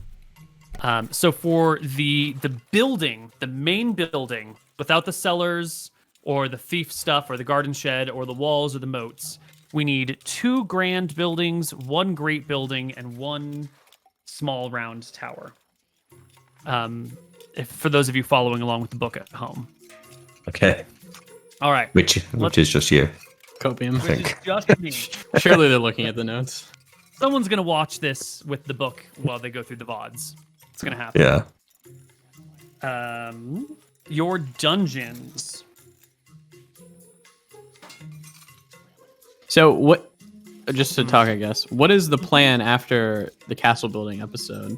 Are we for the characters? Well, I think the McGarrett. that's what we were Black talking Dragon, about, right? Well, wait. I thought you guys were talking about going to free the 500 people at. Yeah, and kill the fighter mage, I think.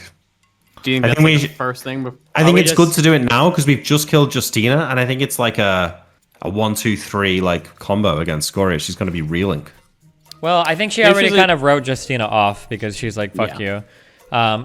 We can do. I don't care. I don't have a strong preference, but it feels like we're never going to do the dragon. So I don't know. Yeah, I know. If those ion stones were important or not. If you think they were, then I feel like we should just They get are- that they out are of the way. They're the most Yeah. important thing that we need. We need Yeah. those, so we have Yeah. to. I think we have to do that next. I feel like we want to Okay. do that before we get into like some final like battle Yeah. stages where. Okay, yeah. okay. We get the stuff out of Solemn, then it's like we're only focused on Mystria and Scoria directly now. We'll do all this other shit, prepare for the final battle. Yeah. Yeah, we like have to Okay. get the ion stones.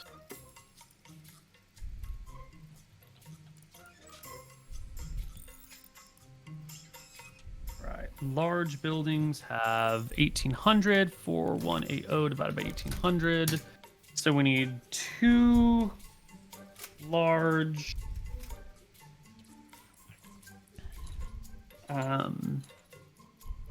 Fuck is Small- crazy, man. Your cellar and your dungeon tank and your dungeon cells. These can all be on one floor, right? We don't need to stack these. We don't need. No. Yeah, one floor is fine. They're all underground, one floor. Mhm. So we can do slightly cheaper buildings for that. So we're gonna need.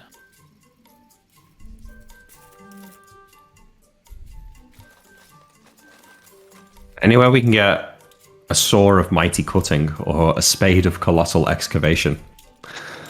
Surely there's some of them lying around in the kingdom now. Somewhere. So we can do. It's alright. We have giants. They'll handle it. Yeah.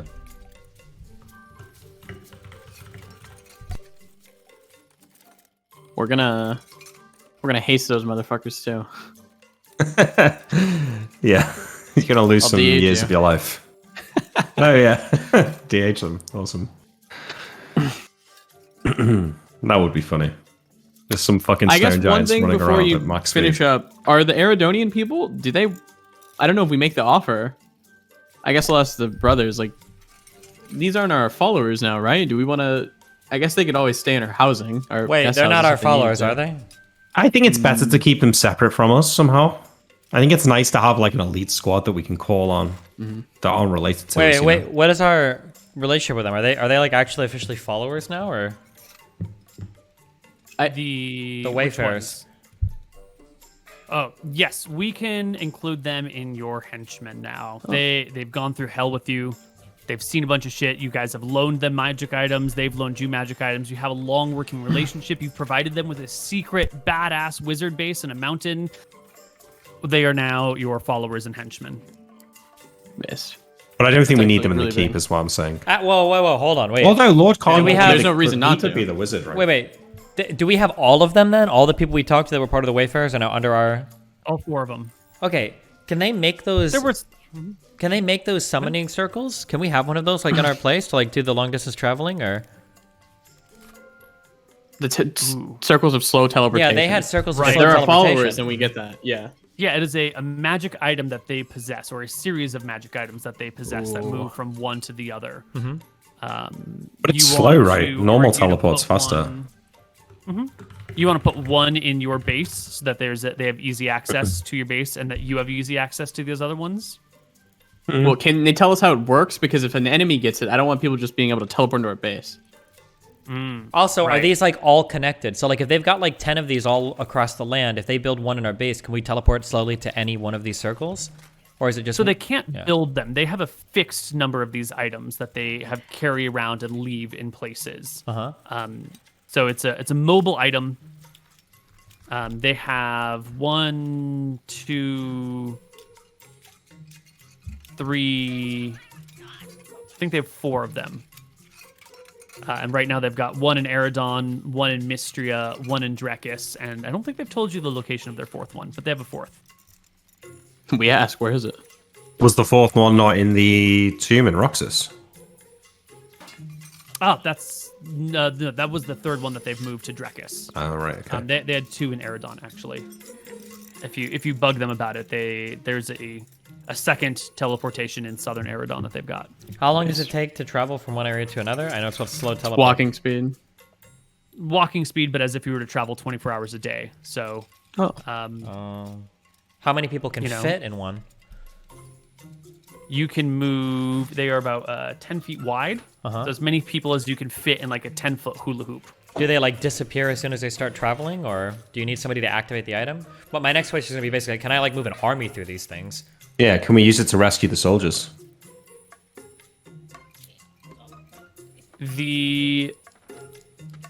Once someone starts using a ring, that ring cannot be used until people exit on the other side. So you can't move an army just by like repeated using one after another. You could like move and then it sort of hovers off the ground while that tunnel is being used. And then once they're exited on the other side, then it drops back to the ground and it can be reused again.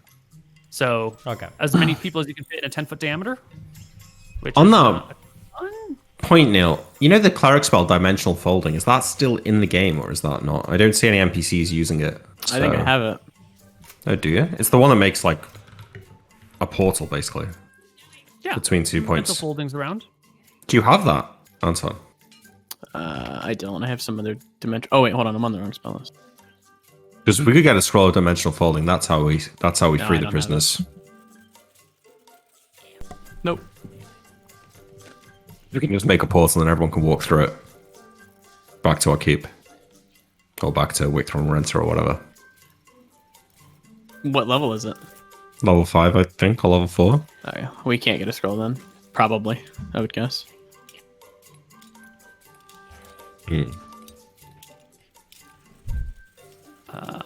Okay, thief building, 30 by 30 is 900. Fourth So level lower priest that spell. be one medium and one small.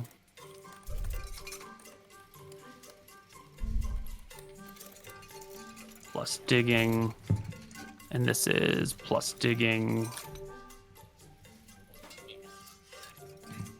Plus digging. Okay, one small. Secret dungeon escape. Did you guys want a secret path out of your dungeon that like takes you a mile somewhere else? You can tack this on later if you'd like, because it's a tunnel, essentially. Sounds like Anton doesn't want to do it. I don't think Just, we should do it because I think our PCs can just get out. Yeah. Okay, so we need two stone grand buildings. One great building, two stone large buildings, one stone medium building. This is medium.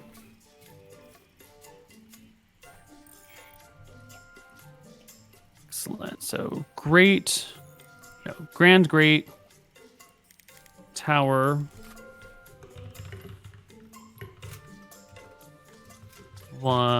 Two large, one medium. Huzzah. Okay, so I've got some measurements for basically the entire castle here. The thief building, the building where Vega and the rogues are going to be, and with the underground area that's going to not be part of the main castle but sit within the castle wall. You can make it out of wood and it'll be cheap as shit, or you can make it out of stone and it'll be strong as shit. Which do you want? Wait, say that again. Nice. Stone or wood for the thief building? What is the rest of our castle made out of? Stone. I'm Stone. assuming. If you want to make it out of wood, you can cut costs incredibly, but then your castle is... We're not making it out. Yeah, it's out of stone. It should be out of Just stone. make it out If of it's in- stone. If it's in the main walled area, it should be Why stone. does it? second But does class it matter? citizens. Like, how? Like, Well, if they break, if Scoria uh-huh. if Scoria came over and cast fire on it, you lose all your followers who are inside instantly. I thought. Did we say her fire can cut through stone or no? Not easily. If she sits and breathes fire on stone for a long time, it will begin to melt. But she hits a wooden building and everything is gone instantly. She hits a stone building, the people inside are protected at least for a while. Okay, yeah, fine. Stone, fuck it. Okay. So that's going to be another two stone mediums and one stone small building. Oh yeah, true. I am excited to roll for the level of my officers and get the highest roll. Okay. That's big. Cool. So, I've got us all of the buildings for us. Your main keep is 22,625 square feet. Your underground cellar, dungeons, and all that stuff is about. Well, these numbers are a little off. Shit. No, it's 22,800 plus this small tower. 22,800 plus small tower. Your cellar is going to be, and your dungeons and all of that stuff together, plus passageways and to make it functional, is going to be 4,400 square feet. And now let's talk about your wall around all of this. The design of your keep allows it to be 3 to 4 stories tall, depending on how you want to do it. We can either put like the 4th building on top of the others, or we can like have the 3-story tall section with like a smaller 1-story section in front of it.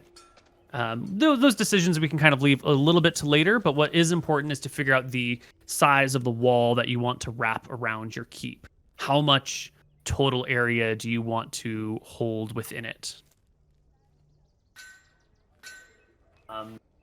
For reference, if we stack everything on top of each other, your keep will have a footprint of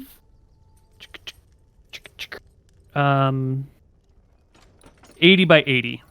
What looks the If we coolest? just stack things. I think taller keeps where you stack everything on top of each other and have a big ass wall around is probably the coolest. Is cool. Fucking do that. Yeah. Let's Yeah. do that. Okay. So then the footprint is going to be 80 by 80 stack buildings. And then your thief stuff on the side is going to have a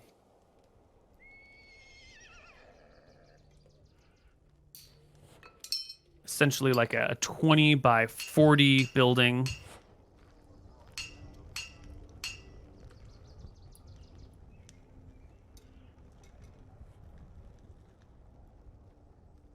And then the cellars and stuff are under there, and they don't really matter. And the sheds we can put anywhere. So your largest dimension is 80 by 80 for the big castle. And then your one side building is a 20 by 40. So when we talk about a keep, you're going to want some space between your main building and the walls. And then you're probably going to want like a big outside area to train people, drill people, hold stuff that comes through, maybe hold like a parade or a ceremony or a jousting match or a festival or something like that. So how much space do you want? Assuming that you have, I'm going to draw on the map. Right. We're going to go south. We're going to go near the Talons, south of Eridon. Okay. If we've got like, your 80 by 80 building right here. Hold on one second. You could put your castle wall like this. And so you kind of just have like even space around it with your parade ground out front, which is a really easy, straightforward method of dealing with things. Or we could, adjust the sizes. So your castle's like in the middle of more or less a big open area, equidistant from all the sides. I liked what you did first, I think, Yeah. but I'm not too sold on it either way. Yeah, there's a lot of methods. And Yeah. we're assuming that there's going to be a river nearby too, right? Yeah, and then I think we have a moat as well, or do we not have that? We haven't factored in moats, but you could easily extend a moat around this castle wall if you wanted. Do we want a moat? Yeah, for sure. We need a moat. Sure, why not? Okay. And do you want the castle to run along the river for a great distance, or do we want it to be more like this, where it like has a shorter wall against the river and runs away from the river? You probably want it to run along the river, so the river acts as like a barrier, and it'd be also nice for smuggling if they need to get in or something. Yeah. Yeah. So castle runs along the river, and then you put the keep on one side. Yeah. More or less centered, so it's got like equal space all the way around it, so there's no one weaker point. Looks Do good. you want your castle on the ocean side, or do you want it on the land side? Like if the ocean's on the bottom of this map. I don't have an opinion. Well, I the guess. port is going to be in the town, which means the Which keep will has to be a be little right bit here. away from the sea, right? Yeah. Right. So you don't want the castle to be all the way up against the ocean, then. I think. Well, I don't think it can be right if we not if we want the port to be in the town. Well, I mean, the town could just be next to the castle, right? The town could be over this way. Yeah, okay, suppose. I just feel like if we're next to the sea, then we can be like sieged from the water by like cannons on. Oh, there's no cannons on ships, right? Yeah. Yeah. If we're next to the sea, it's also pretty. Yeah. I think we can be right next to the sea. I don't think boats Yeah. are going to come through that like narrow strait to sea. Yeah, you're right. Yeah. You're right. I think we just be on Let's the do the sea. sea. Okay. So we'll do it something like this: river on one side, sea on the other. Your castle, your keep fits right up against it. Yeah. Your castle itself is 80 by 80. So how much space do you want between the castle and the walls? Are we doing one wall here? Or have we got like an inner wall around the keep and then a larger wall around that? We're just doing the one wall. I think probably just the one wall. If somebody's going to breach one wall, they can probably breach two, right? Like, Yeah, one wall's fine. You probably increase your security by like 20% by tripling your costs Yeah. if you Okay. do multiple walls. So you could do like a 20 feet is a nice big gap. 40 feet is a nice big gap. Anything less than that, and you start to get into some really sketch zones. Like if it's only 10 feet across, then someone could jump from the wall to the Yeah. castle. No. I think at least 40 feet. Yep, 40 At feet least sounds 40? good. Yeah. Okay. So 40 and 40 is 80, so we want 160 feet on the width of the castle wall. And then we also have like a 20 by 40 building somewhere. I don't think it's important to necessarily name its exact location, but there is this outlying building where the rogues will have their stuff. And we can change the orientation in any way that we want, whatever. But you're also going to want some sort of open area, some sort of like parade ground where you can Yeah. do all Train sorts of- troops, right? So how wide do we want this to be between the front of your castle and the gate, which I assume is right over here? Although it could be here. You know, you could come in to the parade ground, whatever you want. How much space should this be? 200 feet? 200 feet? That's a big space to train people. Yeah, but there's going to be multiple buildings out there, you know? We The also road have all of our army out there in the Yeah. city, so we're gonna be bringing them in like reserves. So I think that's fine. whatever like the appropriate 100? space would be. Yeah. Yeah, whatever the appropriate space is, whatever you think. Okay. Well, the issue is that there's not like an appropriate space. It could be any number of things, but this is a good place to start. And then if we see the costs are too crazy high, we can start cutting some things back here. So 200 feet plus 80 plus 40 is going to be 320 total. So your wall is 160 by 320 around everything. Somebody does make a good point in chat, Neil. How's the Great Hall 150 feet long if the building's 80 by 80? It's a very good point. We talked about it being 150 feet, didn't we? So I think maybe we have the ground floor being bigger, and then that's Yeah, the going next 2, 3, 4 floors are smaller. Or something like that. Does that make it less secure then? Because somebody could get on the roof. No, because it's more in the middle. It's harder to get there. No. Oh, but I know what you're saying. I think. I'm saying that, like, if... Yeah. I'm not. The only thing I would be concerned about are other player characters, right? Yeah. If it was like something like this, ignoring that other building there, Right. and this was just 1 floor, and then this bit was 3 floors, but then somebody could like jump onto this bit and do Yeah, but something again, crazy. like this is like player character stuff. Like if NPCs are like rating in this way, like I think they would have access theoretically to it. Like we're doing all of this effort, but what if they just had a potion of spider climb? or they were like a rogue that could climb like very proficiently, they would just climb the side anyway, right? Yeah. I don't think it's Sure, it's necessarily worth like worrying that much about designing around that, you know? Okay, so we're looking at a building that is maybe not 80 by 80, or maybe it's like 80 by 80, but then it has a bit Yeah, that sticks out. that the would be front. cool. Yeah, Yeah. and it's like a big bit of an entrance hallway that leads into the Great Hall, and then off the Great Hall is the rest of the keep. Yeah, that's fine. Right, so you would enter in from here or here, and then like the Great Hall would be this huge section on the main floor.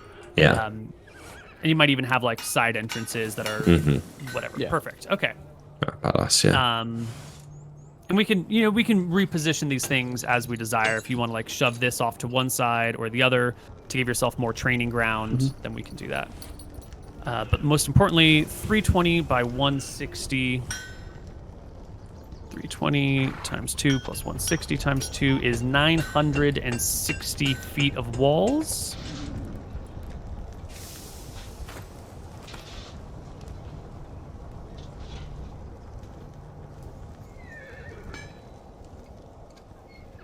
Sounds about right. Mm-hmm. Segments. And you're gonna want one entrance, one main, like well-defended, large entrance that wagons and everything can come through. If you want to have like little secret exits, I forget what they're called. They are Sally ports. yeah, I think that's postern actually the word, yeah. gates, Sally ports. Yeah, Do we not need as well, like, are we including, like, turrets on That's the what we're corners getting of the to. walls? So, Yeah, okay. Yeah. one big gate. That is not the right button. One big gate. This is so cool. I can't wait for our castle to be ready. And then we will need turrets on the walls. Now, turret spacing, you can think of in terms of either number of people that you want to be able to fire. The more turrets, the more archers you can fit. Or you can think of it in terms of range that can be covered. If this is 320 feet from side to side, it's about 110 yards, which is medium range for a longbow. Mm-hmm.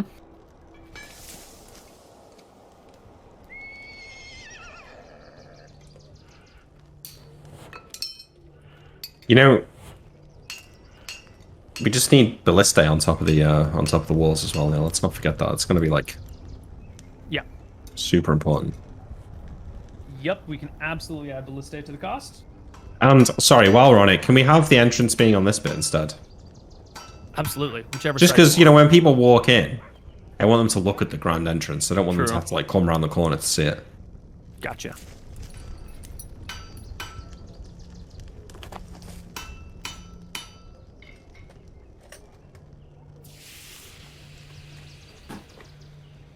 I don't know why I can't find my weapon table.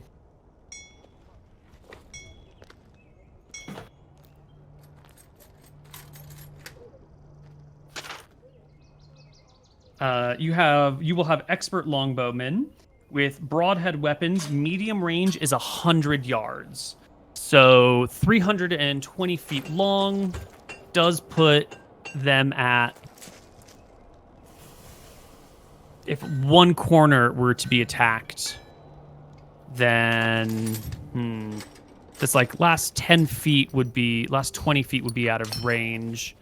But that's only if they're exactly on the tower. If they're attacking any bit down the wall, so we can do 4 towers then. Yeah, it seems fine. Because that would put everyone within medium range. All the towers within medium range of each other. Don't forget, Neil. We do need an entrance like here with the bridge. Right. Okay. So we're gonna want 2 gate houses. Probably, yeah. Okay. So this main entrance will be from people coming from Drekis, and this little entrance will be for the halflings coming from the Riverlands. Yeah.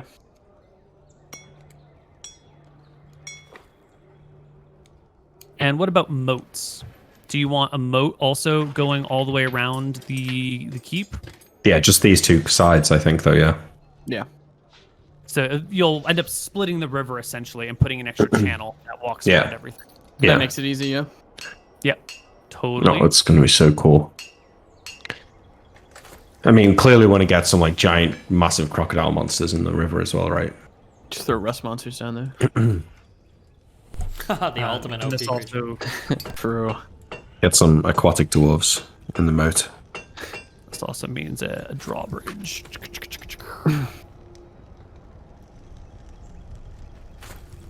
Let's see, one drawbridge, one normal bridge.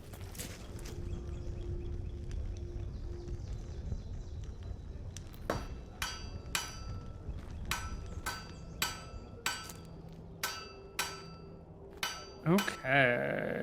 We've got drawbridges, gates, gatehouse. Lesser, greater, and grand. Let's talk about gatehouses real quick. Lesser gatekeep consists of wait, is there another thing that could replace it? Oh, barbican. Barbicans are just shittier gatehouses, so lesser gatekeep is this, 20 feet out from the castle's main gate, 59 walls, 4 towers, and so gatehouses get a little bit complicated. It gets really nitty gritty on defensiveness. Essentially, the more money you pour in, the more complicated defenses you can have, but also the more people you would take to man them. Because if you got like 2 towers, that's one thing, but if you got 6 towers, all of a sudden you need 3 times as many people to man it. Mm. I think you guys can get away with a lesser gatekeep without too much problem, and it's much cheaper. It's like less than half the price of a medium gatehouse, and like a fifth of the price of a grand gatehouse. I don't think we're going to be facing like invasion from an army. I think it's more likely to be highly trained people, or a dragon. Okay. I don't think we need like death. What do they call them? Where you throw oil down the holes and shit like that. Murder holes, yeah. So we'll do 2 small gatekeeps, 1 drawbridge, 1 normal bridge. And round or square towers on your corners. Round. Okay. Right? They look cooler. Yeah, I think they look cooler. Yeah.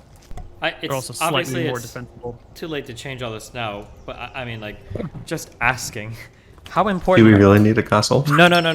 Well, how important are the Riverlands to Drekis? Now that we have like food How coming through can here. you gauge that? Well, this is how I would gauge it. If Scoria were to move an army to attack us, are we getting an army from Drekis to help, or is the queen gonna be like, "Oh, you built that there. Good luck, LOL."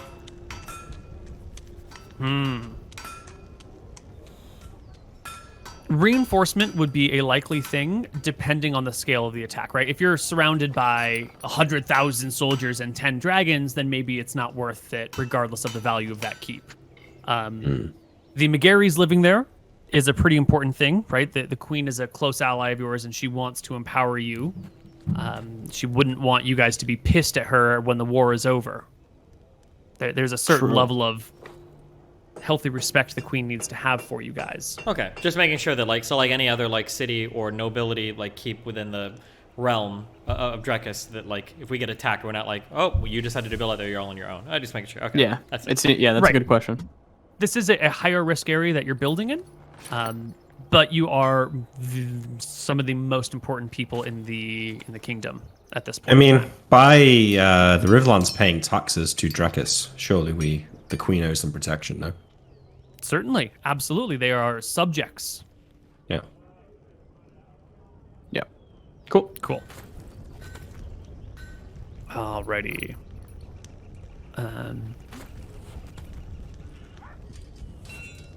Next part. So, if you will all open up your Castle Builder's Guides to page 48 and follow along with me, we are going to talk about the construction site and all that fun stuff.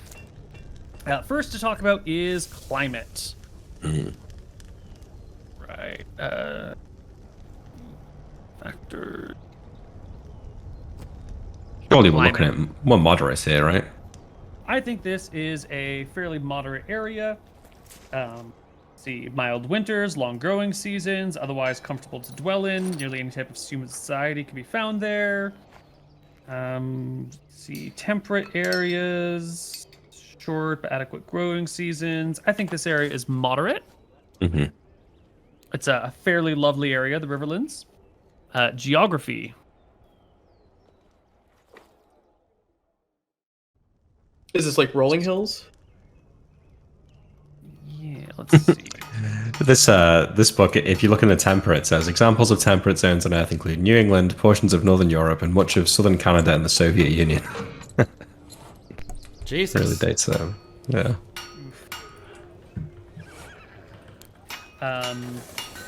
Rolling foothills or foothill or low. So you're down by the river, so you're not low mountains. Foothills. It's foothills, right? That's what it is. Unlike the low rolling hills found in many parts of the typical AT&D world, these regions are noted for their rough terrain and broken nature. They're rugged and dangerous, often considered to be mountains by those who live or on among them, such as Greece, Turkey, and Italy fall into the foothills area. Rolling hills are very common type of geography. They're very appealing to most human cultures. They offer advantages of rougher terrain without the hazards and difficulties associated with mountains. Much of the United States and Europe is dominated by rolling hills. I feel like this area is... The rest of the Riverlands are definitely foothills, but down by the river itself, you're probably closer to rolling hills. And this, like... Well, Nice. The construction site stuff also has to do with not just where the castle is being built, but having to like haul goods over here because you have to bring wood, you have to bring stone, you have to bring laborers. But we're gonna be hauling across the plains. It's true. Well, some of your wood or some of your stone, most of your stone, is probably Will be gonna coming come through the foothills. from up here. Yeah. Yeah. And it'll have to come through some foothills. And even if you come mostly across the plain, you're still going to have to cross some foothills here. Go Gonna for cut the a difference? yeah. 1.25? Yeah, we'll split the difference. Amazing. 2.5. Next up is ground cover. And can we role play the workforce stuff? Absolutely. Because I think we got some good shit for there. Yeah, so it's not jungle, dense forest, or light forest, or even scrub. It's not desert, swamp, or barren. It's grassland? Hold on, scrub. This type of vegetation grows where the soil is not very fertile or conditions are otherwise too harsh for larger plants to take hold. That's not us. Light forest can be difficult to work in, but most construction teams are able to plummet. Flora and fauna are far less dangerous. So the Riverlands do have light forest throughout most of them. There are trees everywhere. It is very fertile territory. Lots of stuff grows here. It's definitely not grasslands. Probably have somewhere between light forest and scrub actually, because again, we're coming up and down and across these hills. So Yeah. we'll split the difference again and call it scrub forest. So The first line of Scrub says, a type of vegetation grows in areas where the soil is not very fertile or conditions are is otherwise too not harsh that. for larger plants. This is the exact opposite of that, isn't it? Right, but this section over here might be scrub because again, it's not just about where the castle is; it's about the supply routes to the castle. So this section is probably kind of scrubby. The actual fertile ground that you're going to be building the site on is going to be woody. So I think halfway between the two, Okay. and people are Halfway between the two. So we could go for a 1.25. Yeah. Seems fair. Okay. Resource availability. It's not distant and poor. It's not distant and good.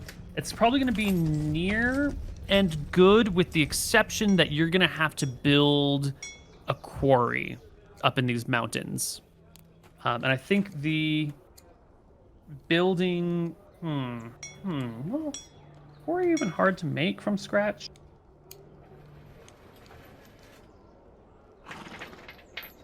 The wood you'll have to import from down here. You can get some of it locally, but you're probably gonna have to bring in the right wood from over here. What wood do we need again? Just for like... Well, you need wood for like Inside. Cool. Rolling. Build the stones up to like make the trellises. No, what are they called?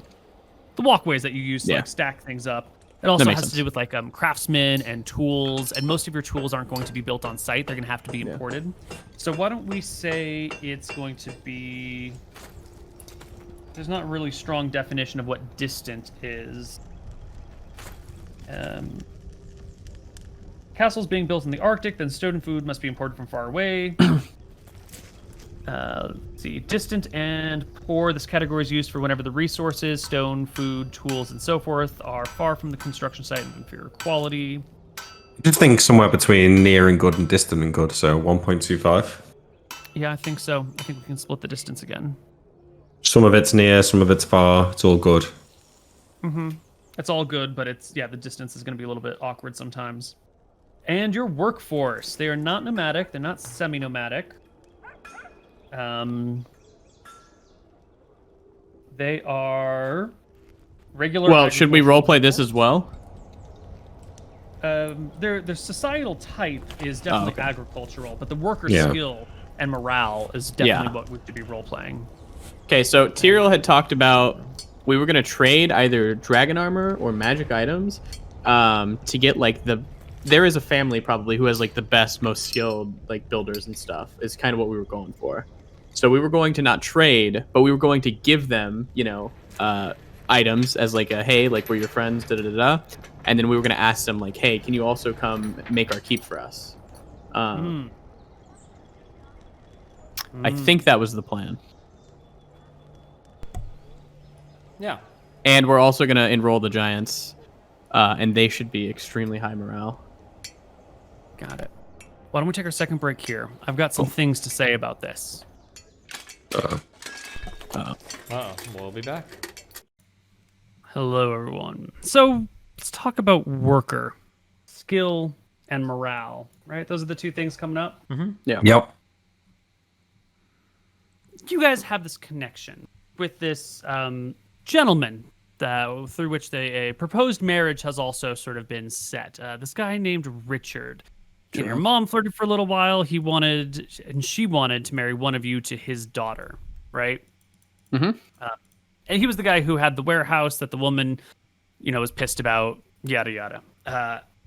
He is one of the better merchants of the area. He has all the right connections.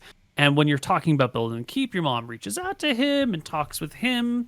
And he comes to talk to you guys about this. He comes in person to your house one time where you're discussing these grand plans about where to build your castle. And you're all gathered around a map discussing these things.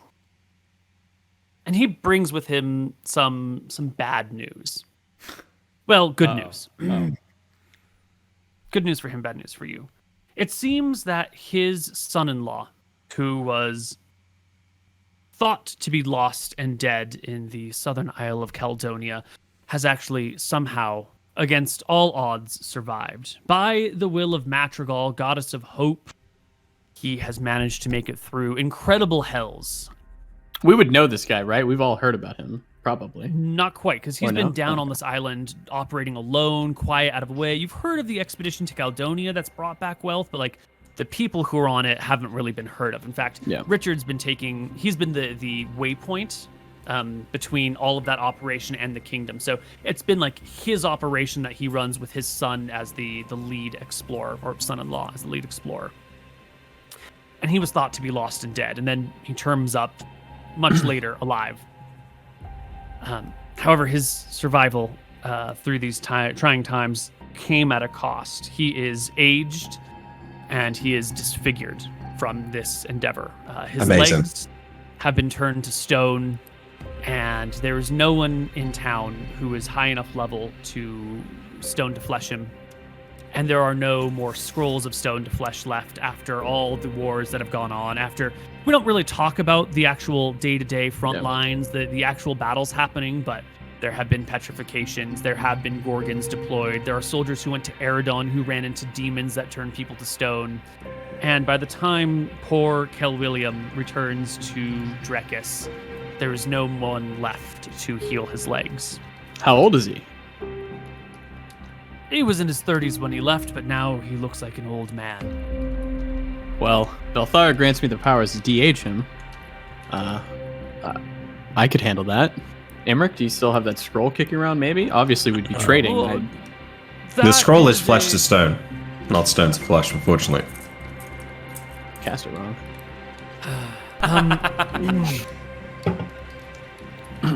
My son-in-law is an amazing man. So you wouldn't be wrong to say that I owe a great amount of my good fortune and my position in society to this wondrous hero who, by all accounts, has fought demons, battled dragons. He might even be a grander dragon slayer than the three of you. By their accounts, he and his men have slain 3 dragons thus far, and fought another one on a plane foreign to this.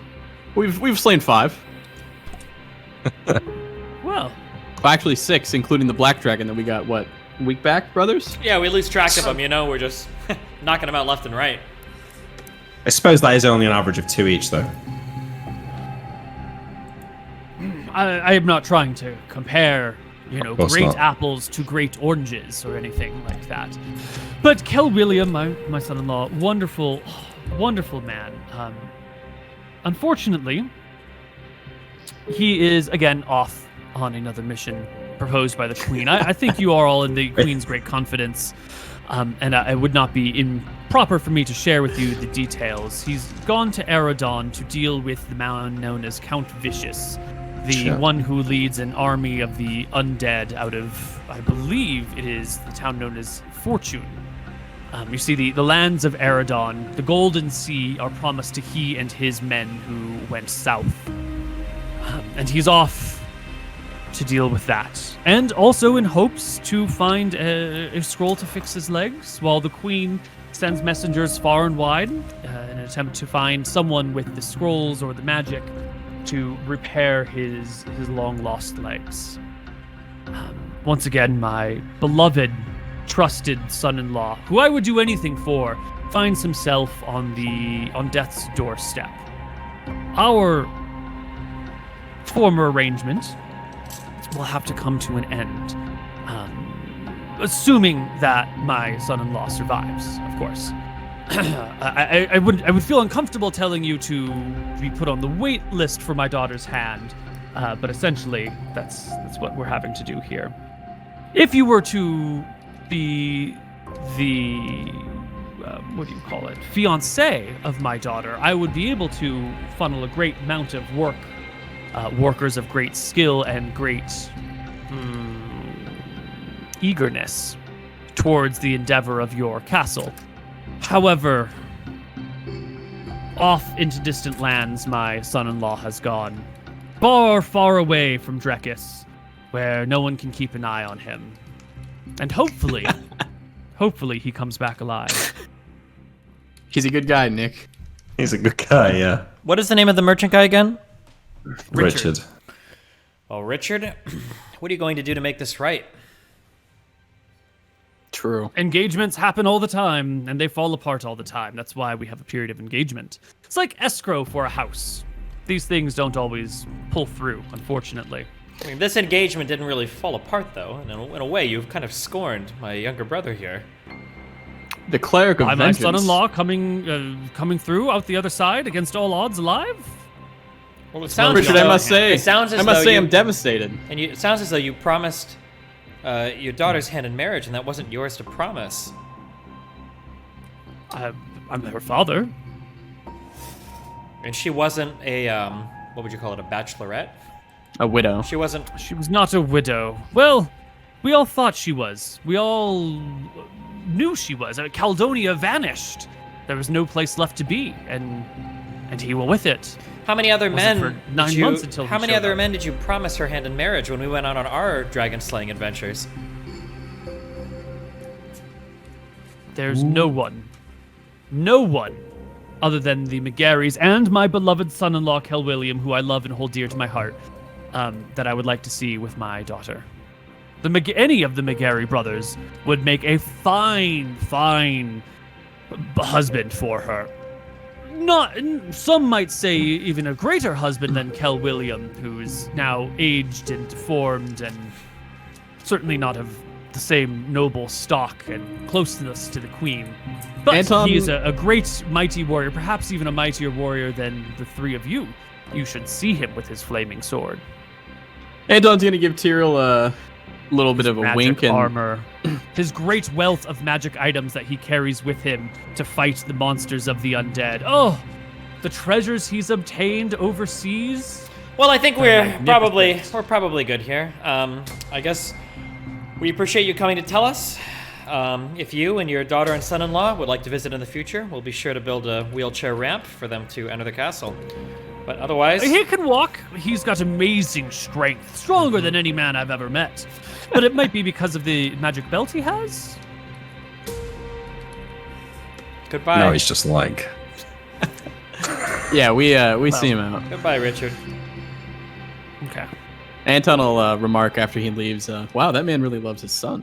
He's fucking cold. I can't believe that. Imagine He only going had through. good things to say about him, Imric. Imagine going through all of that and then trying to hire us three to go and kill a guy. Poor bastard. No way he was doing that. He couldn't stop talking him up. Yeah. Yeah, something like that. Well, Anton, it seems Hold like on, we're wait. gonna find you a new wife. Real quick. That's really fucked up. We just got really Yes. fucked. We did. Absolutely. You guys didn't invest anything in this. It did doesn't you? matter. He offered something that wasn't his to give. He totally scorned us. That might have been like, sure, nothing happened, but like, was he expecting something? And then he tried us to get us to kill his son, who is a hero. Wait, when did That's this? Wait, fucked what up. does that mean? When we were killing his son? That's Did you what not he was hear- implying. That's what he was implying. Ridiculous. Oh. That's why he's talking up every single nice. This is out of character. That's why he's talking up every single nice magic item, saying everything that he had and where he's at in the middle of nowhere. He's old. no He's one like keep an eye on him. de-aged. Oh, No one never can keep mind. an I eye on understand. him. I understand. Yeah. Perhaps we should not offer to heal this man's legs. Heal his aging, Anton, by your god's graces, and perhaps then Richard here will see it a recompense to help us with our building after all. Well, hold on, but just real quick. Did the Queen actually send Kel William on a mission to Fortune? Sounds We'll I like have to haven't it. figure heard it out. anything about it. Well, because if she did, it's a little fucked up for us if we were to try to interfere with that at all, right? For our own personal gain. Yeah. We wouldn't be interfering. We would kind of be helping the mission, helping him. But yeah. I'm sure the man will be back and we can help him then. There's other merchants in the country. We don't need to rely on this Richard. I mean, if he would stab his own son-in-law in the back, can we Should we really not trust warn him? him? Would Perhaps he we not- should. Perhaps we should, yes. Would he believe us? Would you believe us? This sounds like a whole mess of shit that we don't need to be involved in. Yeah. Yeah. I think we agree that this is just kind of not our deal. Family fighting and fuck that. Now we can go marry the building guild's daughters. The builders. Yeah, I guess we'll ask you around. What is like the best? Who are the best like builders? Which family has like the best builders? I mean, legit though, can we not get Anton to marry a dwarf? Is that not a thing we can do? No, I don't think you can. You said we can't have children with like other races. I think with dwarves Humans and dwarves do not breed, Oh, unfortunately. Damn it. wouldn't work. Koibu's supposed Maybe by to, Velthara's guidance. Is it misogyny? What's it called? Miscegenation? Am I making it? Sanji? There's a name for people that don't like it when like black people and white people have children. They call it like a thing. What am I thinking of? I don't know what that is. Oh fuck. Okay, never mind. But anyway, Racism? miscegenation might be the thing. But anyway. Yeah. So wait, is there like a family that is like renowned for having good builders and constructors and all that? Let's see. None of the great noble families have such things. There are worker guilds that Yeah, I think are that's what we highly want, skilled. right? Yeah. Yeah, want to it's get not the so guild much a noble involved. family as it is a guild. They are stationed out of Darcis, way over here. That's perfect. Where are they 'Cause stationed? they can take a ship. Oh, yeah. Darcis is where the headquarters of this guild is, and the workers tend to move around to special projects here and there. They cost a pretty penny, but they're highly skilled and they know what the hell they're doing and they enjoy their work.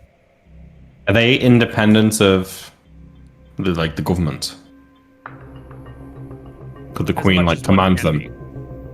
certainly the queen can come in and call favors and command people. That of course can happen, but sort of like with eminent domain, she still has to pay them. You know, she can't Yeah, just you might say, get a bit of a discount though, right? Yeah, maybe. That's not going to get you That's not going to get you a highly motivated workforce if you're making them work for less than they're worth. Right. You'll be impacting their motivation at that point. So I think it would be good if the McGarrys went and met with the guild and had a conversation. Ask them what they wanted. If there's anything we could get for them. Anything There's they anything we wanted can get for done. them. We can say that we're going to be making a port town. We're going to be building a whole new city, and it's going to be a great hub, so they can also find other jobs there. That could get their costs down a little bit. I'm not saying like a huge thing, but I think I don't think we have much to offer them in terms of they care about this city, right? Well, we're going to be erecting a whole new city around us, pretty much. So Yeah, but- if they can get a job, you know. Do you not They're think not that we going to should have meet trouble them? I finding guess? work. They are That's true. renowned workers, right? Yeah. Finding labor, finding jobs is not hard for them. Not hard. Okay. So what do you have to offer the Great Guild of Darcis? Is there like, how does it work? Is there one leader? Is there like one union rep that we need to bribe, or is it like a council? We own this fucking mountain, so quarry rights or something. I don't know. So They help us build the quarry and then they own it afterwards. the Worksman's Guild in Darcis has a few different components to it, right? There's like a lead stonemason, there's a lead carpenter, there's a lead, what do you call it, like blacksmith, etc. Whatever, every sort of craftsman has a lead person who then like runs that subsection of the guild, or that under guild essentially. And then all the leaders get together and make decisions collectively as a group, with voting on behalf of their people. So you probably would be dealing with a collection of, you need a smith, you need a carpenter, you need a stoneworker, you need there's a small protection detail that just makes sure goods get to where they need to go and everything operates smoothly, sort of a greaser guild. It's not a lot, but they get a say in things. They're the logistical support. Fifth one, what am I missing? Stonemason. Shipwrights? Ship. No. What do you call it? Like an artisan. Like what's the difference between a stonemason and someone who does like carvings? Because a stonemason can just like cut stone very well, and then you've got the person who does like fancy decorative work. I can't remember the term. Yeah, I was reading about a guy who did that in York Minster. I'll ask, I guess, the brothers while you look that up. How do you guys feel about, I don't want to use the word siphoning, but bartering future treasure? I mean, we are going to kill Scoria. Sculptor, would- no? Sorry. It would probably drive down the price if we offered 1% of Scoria's final hoard. Obviously, we don't know what that is. They won't either, but I can only assume she's lorded over Mystria for thousands of years. I don't even know if that's our treasure to offer. And I don't know what people think. I don't know what their confidence level is What they'll that we'll think of actually that? kill like Scoria. I guess 4 people walk in with the most magical gear in the world, or 3 people, might make you, throw a little gamble at it. Well, ordinarily, yeah, but this wouldn't be a little gamble. This would be them dedicating like dozens of workers or hundreds. I'm not saying or- they do it for free. I'm just saying it like a discount. Also, I don't know who gets Scoria's treasure when we win. I don't know who that might be. Like the rights to that might be the Kingdom of Drakis over us, right? What else could you offer them? What else? I mean, do there's like the standard Garys like have? the suit of dragon armor, right? Sure, but they don't need dragon armor. That doesn't really help anyone. Maybe for the protection and logistical details, maybe one of those people would like it. But by and by, that's just a different form of money for them. So what do you guys have to offer that no other lord here has? Magic items, obviously. Magic items, dragon fucking bones, I mean, we can get anything from any place in the world, probably more so than other people can.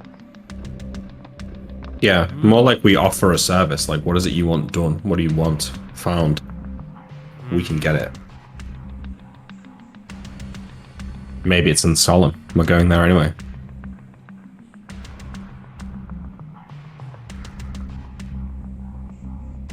Koibu stares at us. They have a few things they want. Let me just make some quick notes.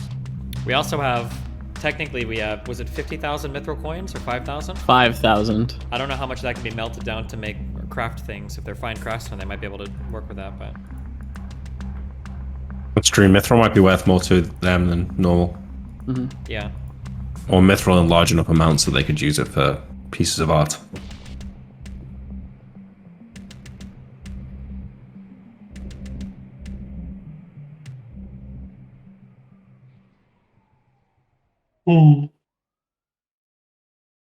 Excuse me.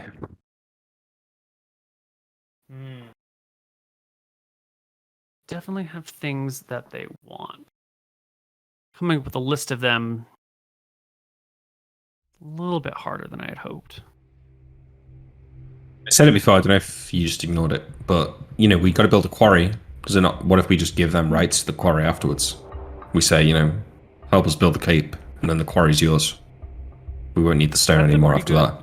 Offer the rights to the land of the quarry and the rights to mine it. Yeah. So I don't know about the land, but you'd have mining rights. Well, it's not going to be loads of land, is it? It would be enough land to run the quarry and have, like, people there. Yeah. Mm-hmm. Okay. That's not bad, but that does mean having to move stone by ship. Not undoable, but that is a slow, kind of painful process.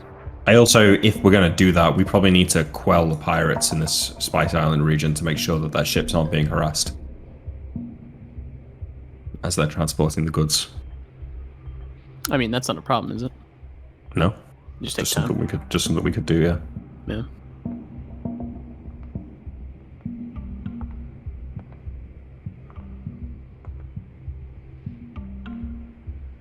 What do craftsmen desire above all else? Money. Fame. Yeah. Money, a little bit of fame, working on cool projects. Yeah. I mean, this is going to be like the coolest project in the world. You're going to get to work. That's not For the nothing, to dragon. be fair. No. You're going to build the Macquarie Keep, which is going to house massive fucking dragon bones, and you're going to be the people who did it. Okay, here, wait, If hold on. Macquarie survive, If that's this, fucking epic. If you guys die to Scoria, that's kind of sad. they're gonna have like some type of crest with their guild, right? Mm-hmm. We could offer them the rights to design the Grand Hall, where we're gonna have dragons featured, and they could prominently feature like the crests of their guild in that hall. We already have some dragon things to feature there. I think I don't know how well survived or preserved like the skulls we've got so far are. We're gonna kill the They're dragon and sim sell well. them. Yeah, but I guess the You want idea to of pay like exposure. kind of, yeah. You'd have like a featured like dragon like featured skull or some shit, and then it would be ornately designed by the guildsmen or whatever, right? We'll name a wing after him. Yeah, true. Yeah. You know what they want? What? They've got daughters. Daughters don't have husbands. McGarry's. They get one. We both look at Anton. Tyrael needs to. slowly nods, Tyrael needs to marry Tyrael someone needs to marry someone important. big. I'm already You've in love. found a girl. Yeah. Anton will huddle with his brothers. Is this They really need what that we? political connection because they're merchants, right? They're Mm, workers, but they have no nobility amongst their ranks. And as good as workers they are, you know, maybe like the lower nobles might marry into them a little bit. Other merchants, they want that close connection to the top. They want that, you know, someone on the inner circle who can hang out in court and hear things and place information as needed. It's absolutely perfect. If they want to do a marriage like that, that's fine, but the work is going to be done like at an incredibly discounted or free rate. Incredibly. Yeah. I mean, this for is them, big. this is just to get you guys to work on this. They have a lot of projects, right? They don't have. They can take or not take any given project because they've got plenty of. Oh, so this is Plenty just to of like get their available. foot in the door? To bring Yeah. them to the Otherwise, table? there's like a waiting list to get them. Otherwise, Okay, you have to wait okay. a couple of years. But to Neil, bring them. in terms of how you're calculating the cost, if quality and cost kind of balance each other out, so we could pay these guys to do it, but they're going to cost more, but it's better work. So in terms of the worker skill multiplier, I would say we would just do regular costs if you're regular, yeah, okay, regular cost, but they're very good workers or good workers. Let me take a look at the. Yeah, like I think that sounds okay then. Anton marries one of them. We get I think technically that we're getting a we discount. also should get something else because we have to think about this. Is like there are only 3 brothers to marry.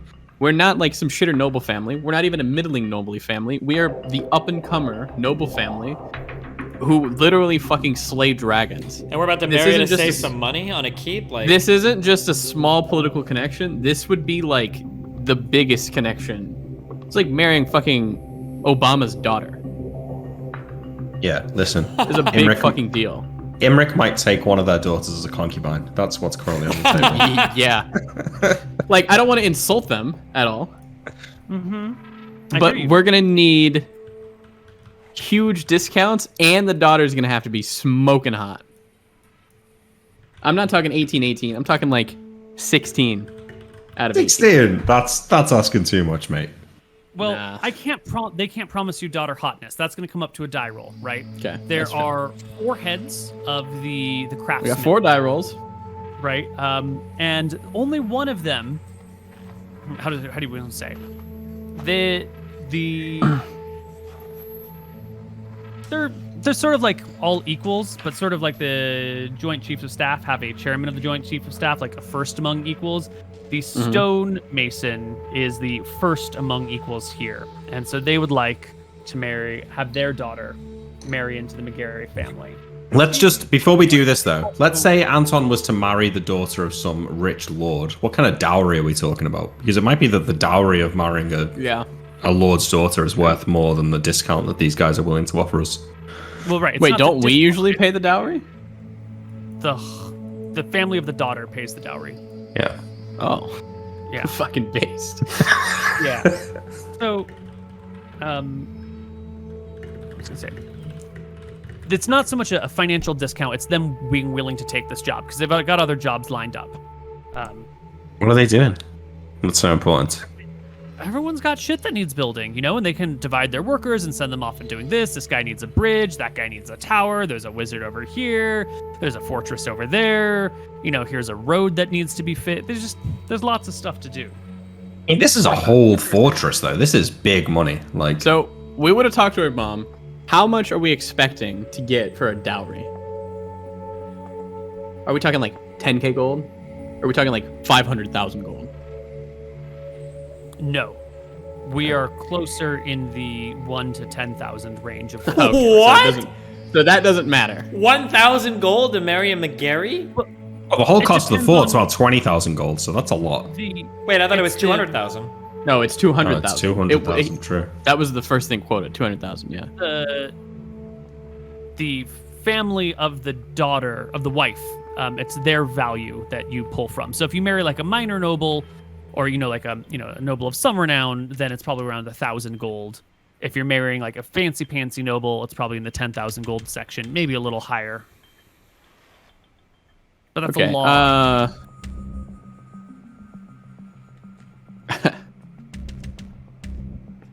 I mean, what are we thinking, brothers? This would get us not only with the builders. This is like the craftsmen, and these are very valuable people to probably have under our wing as well. Well, They it's get a something out of it. it's a 25% reduction in the cost. If we think it's going to be about 200,000 gold, 25% reduction is about 50,000 gold's worth. So it is better than the dowry because it's 0.75 for good Yeah. right versus 1. And I think we're also going to get other benefits out of it. Not just that would be my goal. How hot is the chick? Anton asked the man. one available daughter because it needs to be. They just don't. It's not any woman that they want you to marry, right? It's the one who's positioned, who has the right motivation, the right planning, the right attitude to enhance the. Oh, I want to see it in. We want to see it in roll 20. Yeah, it's gotta be in roll 20. We gotta It's gotta see it be in in roll roll 20, 20. Koibu. You don't trust me? No, we want to see it. We do trust you. But we It's want to just see for the it. joy of it. Wait, For the joy of Can you it, just yeah. show the dice then? No. I want to see it in roll 20. Let. Okay, are we rolling 40, 61? No, Are we rolling Oh, we 3d6? fuck. Oh, we fuck. it's a random woman. Does it matter, Anton? So this is like Anton waiting in the waiting room, right? As they're like, Yeah, oh, Anton's, I'll like, just go and get pacing. her now. He's like, I just need to see the daughter. Just let me And see. then this woman walks in, but it turns out she's a dressmaid. And then another one walks in, and it turns out she's the makeup girl. And then eventually, she's walking in. She's still walking in. Roll the first two just to warm up the dice because we haven't rolled anything yet. You Wait, should wait. roll one by one. Just You roll should one by one. One by Yeah, one. just roll one. Yeah. Was it D60, 66. Yeah. 1d6. so- Let's see it. These first three dice don't actually count. Oh, okay. These are just warm warm-ups. Warm Okay. ups. Yeah. Doesn't count. Oh no, Koibu. Right. Oh my god. No, I don't think we can now because those are such good dice. There's Oh no way man, it's gonna be good. Koibu. What are you doing, Koibu? Yeah, that was the maid. That was the maid. That was the first girl who walked in. The 15 hotness ladies made. Anton's like, okay, I'd probably marry her. Yeah. And then they're like, oh no. And that's she's the like, man. oh yeah, It's let like, me get my yeah. Fuck. Let me right. get my sister. Okay, All right. Koibu. Here is the one and only woman within the Craftsman's Guild that they would want to marry to just take on this job. Okay, slowly. Let us. Okay. You know, you can't argue with that. Yeah. That's Yeah. nice. Yeah. It's a That's little fine. Brothers all look at each other. We nod. It's like, eh. Yeah. This, How's your personality? this is solidly above average. Charisma right? roll, Neil. Charisma roll. Let's Yeah, see we it. need a charisma roll. Table over Yeah. here. Oh, a charisma roll. That's a great. Yeah. Can we roll her stats? Actually, her charisma is going to be 4061 because this is the highly motivated. Yeah. This is the one that they want in this position because she's got the wherewithal. to She's make savvy. Most of these political things. You sure you don't want to do a stat point by on this? No. We'll do this. I'll roll these one by one for you guys, okay? And we'll drop the Okay. lowest. So here's the first d6. No, That's good. okay. That we can drop one. That's okay. Yeah, that's Great. okay. Yeah. Let's get a good 6. Okay. Okay. Let's get a good 6 in All there. right, so Get a good 6. We need a 6. at the minimum, this is an 11, Okay. Yeah, Yeah. it's- We're just it's rolling for okay. better than 11. right? So this is average right here. It can't get worse than average. Yeah. Okay. You know, I mean, they're builders. You know, what is she? They don't have time Yeah. to teach her like etiquette and shit. Everything is really How- like, how- generally disappointed. How smart is she? This is You know, so Anton asked her stupid. like a math question. All right. So that's charisma, Okay. and this is int. So we're at a 12 hotness, at 11 charisma. Not bad. Do you want these one by one as well? Yeah, sure. Yeah. This is a 3d6 or is this a 46er as well? 3d6. Okay. This is a 3d6. Let's just get a. Yeah. Let's get a 5 or Just the 6 one on this one. We need a 5 or 6 on this. Okay. Okay. Ooh. Now let's get like a 5. We need a high one. We need a 5 here. It's gonna be a 2, unfortunately. Shut She's up, not- Nick. God, you fucked us, Nick. She's still average. Well, That's fine, yeah. Yeah. That's average intellect. She's not stupid. She's Anton's intellect, you know? She's- He asked her a math question. He doesn't know the answer to it. She doesn't either. He's like, yeah, you know, it's fine. Sounds right. Yeah. How healthy is she looking? How many kids is she gonna bear? Yeah, let's get a How Constitution. wide are her hips? Constitution. Yeah, how wide are her- Let's yeah, go. Constitution. All right. It's gonna be a dump truck. All right, I'm lying. This Okay. this is the one. Oh, my god. Okay. Oh yeah, there we go. Have She many is- children. Yeah, She's she looking will have good from many the back, kids. You know. There we go. She's sturdy. We're gonna have tons of Anton Juniors running around. Sturdy wife, sturdy life, you guys. Yeah, that's good. This shouldn't be so funny. Anton he shakes his head. He's like, okay. I could probably handle this. I'm Someone's trying to grab figure out how to onto do it like at Or dex or wisdom for you, right? Maybe Anton is the dexterity, that could wisest. help, right? Dexterity could help. But how does he finagle that, you know? How does he say like I need to see Oh, he wants to see how good she is at dancing. That's probably it. a dexterous Amazing. move. Yeah. So Anton will invite her to dance. You know, they'll prance around. That's making me laugh I'm a gonna roll lot. this one straight up then. That's Just fine. Flat 3d6. No more Holy scribble, shit. you guys. Okay. Just average. Yeah, whatever. Okay. How perceptive is she? He tried to undo her hair. How while about she was- Anton tries to take her into his arms for a kiss? See how strong she can push back. Check for her strength. No, Anton's not gonna do No, that. that's not true. Oh, that's a little, That's a little uncomfortable. weird. That's too far, Stephen. Wow. Wrong But, you know, campaign for that. her ability to pick up what's going on around her, her Yeah. perceptiveness, Okay. you know, it's pretty not average bad. down the Okay. line. She's average, but she's sturdy. Can you pick? Super Yeah. Can you pick me up? Anton asks. She looks at you with a little curiosity. Of course I can. Boom. No, weak. Oh, she's a Jeez. gentle lady here. God, how'd you get 6 strength and 15 those are con? good That's- stats. my Those God. are Yeah. fine stats. Okay. She's a little short. We might as well see how wise is she. Ask her a question about like what's your Yeah, Anton. what's the purpose of life? Well, yeah, what's the purpose of life? Anton being 18 wisdom, you know, he's got a purpose. True. Maybe she's quite wise. You know, I think True. part of the reason this person is charismatic and wise, I think the two of them roll into play as why she would want this. So this is gonna be 40-61. Oh yeah. Yeah. Okay, 12. Nice. Okay. And how what much were does the she stats? appreciate food? Rub Okay, skill. hold on. Strength is 6. Dex is 10. 10. Int Con was is 15. Int was 10. Wiz 12. 11 charisma. 12 and hotness. PCP was. Ooh. Perception was 10, and hot was. What was it? 12? 11. 11. Con is 16, I think. Ooh, is it 16? I think. Yeah, I Am I think wrong? you were. No, yeah, it is 16. Yeah, it is 16. All right. Her appreciation of fine food. Fuck, her hotness was 12, so. But. Okay. Average appreciation for fine food. That's just hot. a decent. That's a decent character right there. That was rolled. That's better than any of our characters, I think. Yeah. Highest. Yeah. That's 16 con.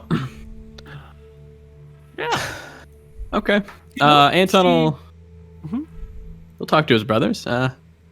This could work. She's a pretty nice lady. She's about as smart as I am, so she's very intelligent. She seems nice, Anton. She does seem nice. She seems nice.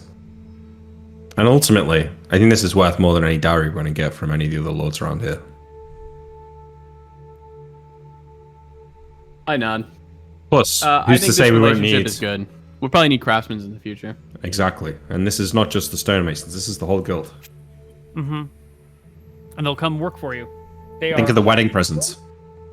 I shouldn't say highly skilled. They are. Where's the worker skill over here? Very skilled. They are good skilled. Their skill is good, and their morale is base high. So you'd have good skill, high morale. Now you also have some stone giant friends, don't you? You've got a pair of them. Yeah. So if you can do something with the stone giant, you can probably get those 2 stone giants to help you, but you might need a couple more stone giants. So if you can get a couple more stone giants, then we can bump you guys all the way up to very good skill. I agree that I will marry her. However, I will only marry her in the temple of Velthara that they are going to construct in the castle. Oh, absolutely. So if they want the marriage, they better work on that fast. That is a good deal. They That's will a good take deal. that. Nice work. That's good. No marriage until after it happens. And the marriage is supposed to be in the Temple of Velthara. So if you spurn her, then like she's got a good call of vengeance against you. I like it. True. That's base. And if they spurn you and do something shitty and build it poorly, I'm going to kill all of them. That fucked, right? Yeah, if that happens, they're in big trouble. okay. I mean, hold on. Let me see what's in my gear tab. I want to. Okay, what the... I'm going to read about stone giants. What do stone giants like? Give her a tinderbox. Do Yeah, I mean, like, have our stone giants made any friends yet? We haven't they've asked. been fucking kicking it, yo. Yeah, but they've been chilling in that cave now for months. Have they made like other friends that we can see if they can all come together and help? There are no other stone giants, unfortunately, within the mountain range. Oh.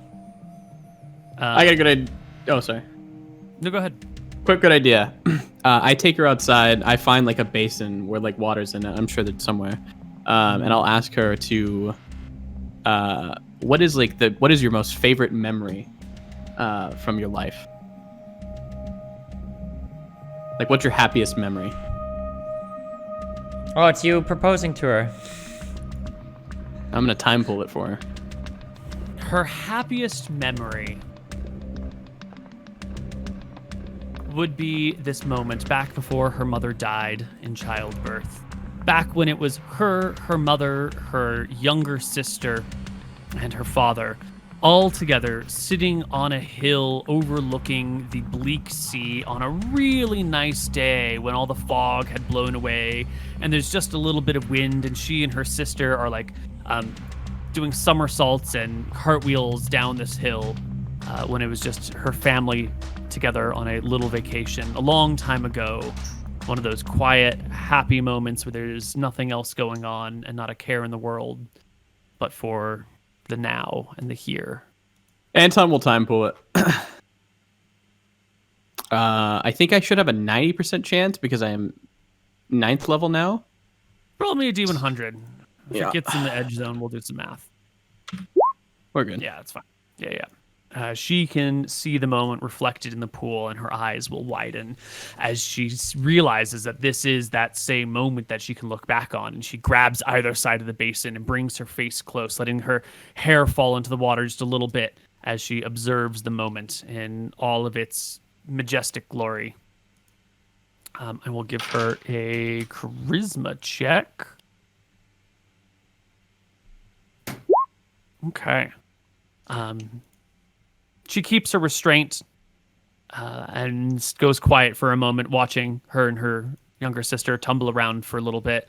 And when the image in the pool clears, she looks up at you with eyes wide, blinks them a few times. Anton will get on his knee because I think we agreed as brothers we're going to do this. He'll take his blue dragon ring off his finger and he'll put it on hers and welcome her to the McGarry family. Anton's Provisional. smooth. Nice, Mom. All right. Great craftsman, more or less recruited. I mean, essentially. if there's only 2 stone giants, I'm not sure what else we can do. But having a read through my stone giant entry in the monster manual, if we could get them to help build the quarry, they could, live there. Could be like a little bit of a community for them if they'd continue to help with the quarry. We could give them goats, deliver them bolts of cloth. These are all things that they like. They like to have fresh whatever milk. the stone giants want, we'll give them. Yeah. Yeah, like if they know. I was where even all going the to say stone they could giants even are- live like in our fucking keep area. Well, that's right. They might want to live at the base of the mountains, right? Yeah. Yeah, I don't think they'd be happy in our cape, right? Yeah. It's too small, yeah. Well, and I think But they like they'd have being to in go out mountains and shit, right? Yeah. Sure. they'd have to go out and contact other stone giants and be like, "We've got a pretty sweet deal here. If you want to come and work for a bit, you can come and live here." True. They make their own little combine. Got like Can we 6 not goats. just find other stone giants? Is there no like detect monster and like find them? I'm sure that they know of other stone giants, right? Yeah, I they think- can tell Talk you to about them, where yeah. other stone giants reside. What were we going to say? I think I did hear about some stone giants living in, where was it? Krolog Ridge, Krolog Peak, Or mountain something around here. Can you And also give the mountain wife a giants. name? I need a wife's name because I need to put her on this character Ooh, sheet. right. My wife. Her name- Let's take it You know from what? Patreon. You can. Her Yeah, is there a name Patreon World name? Ender.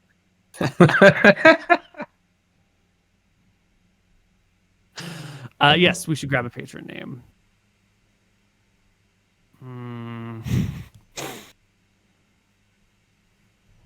Let's see. We have Neil. We have Alex. Whitewick for a weapon. Minor family name Kohn, Kohn, Cone. Lady Cone, but that would be her last name. Well, what about Alex, but with a Y? Alex. With a Y? Not with an E. What? ALYX, something like that. Yeah, Alex is a Sure. woman's name. Okay. ALYX. Alex McGarry. Gary, yes. Cool. Not yet. Not yet. Yeah, what was her previous name? Can we just make that the Cone so we can get them something? She's not noble, so she doesn't have a previous name. Oh, Still last true. name, just Okay, yeah, Alex. that makes sense. Okay. Cool. Okay, I guess we'll talk to the Stone Giants. I'll give them a bunch of food. This is probably the night. We that should have we called her teleport Destiny. That would have been great. Fuck. Oh, It's too right. late. That is a good woman's name. Her name's Yeah. Alex, yeah. Then you could have This is the Destiny's night that we all teleport in from killing Justina. We're looking over our new lands. This is where we're going to live. And we'll talk to the Stone Giants and ask them if they'd be interested in helping in any way they could. And if they know of any other Stone Giants, if we can also partition their help. Yeah, we need a quarry at the base of the mountains. We know that they're particularly suited to that kind of thing. And if they'd be willing to help and contact more of their friends, we'd be willing to provide them whatever they need or want. Be it Anything you want. goats, cloth, food, anything. They have friends, but their friends live far, far, far away, across the vast sea on the great continent beyond. They live in the Steam-walled mountains. We could bring Solid. them. We could bring them with the amulet. Not only that. Oh, yeah. If we can bring with the amulet, that fucking works. We could just teleport them right to the Dragon's Lair. All we'd have to do is go and make friends with them and get them to trust us enough to hold their hand. Well, they could probably write us a note. They just have to convince them to move. Do it while we're over there. Okay. So if you can get those stone giants, then we can bump you to the highest level of skill. And I think your morale is just going to be high. I was looking at the entries for very high morale. And I think considering the dangers of the place that you're in right now, that's probably just untenable. Unless you have some really crazy... He's going to do a big speech. Big speech because they're building... more than a big speech. You know, this is... What else are you looking for? I'm not looking for anything in particular. If you guys... I mean, I can have more followers in the Red Coast creative. that are literally fanatics that I can That is true. get them to do also castle building. They can but help it's- with like, the crap labor, like the Yeah. hauling Hmm. shit. You know? How many That's a- labor? And they could also move here, which would Here, be sick. How long does it take to build, and how many workers do we need? Right. We should actually finish up the rest of this. That's a great... Well, because if it's like 2 months, which sounds fast, but like, because I'm pretty sure my followers would count as like fanatic followers, right? Yeah, they would. Well, I would And assume. then I read earlier in this manual that like every level is how many men's worth of work you can do. I don't have to go back and look. That's if you are dedicating yourself to building the castle. You guys are going to be running around fighting things. Well, so yeah, you're but not if in- I have 8 followers that are level 5 each, then they can do the work of together like 40 men, and if they count as like fanatic followers. But that's why I'm asking how long it would take. Because if it's like a year endeavor, I don't want them tied up for a year. I'd want them like... Right. So the way that this book works is it calculates the costs as if everything were to be done in a year. And you can double the cost to get it done in 25% less time, and you can double the cost again to get it all the way down to 50% time. So you can get it done in 6 months if you quadruple the costs. And similarly, you can increase the time to decrease the costs. But the base factor is for doing this in 1 year. And let's see. So our total factor right now is going to be 1.25 times 1.25 times 1.25 times 0.75 times 0.75 is going to be 1.01. 3. Oh.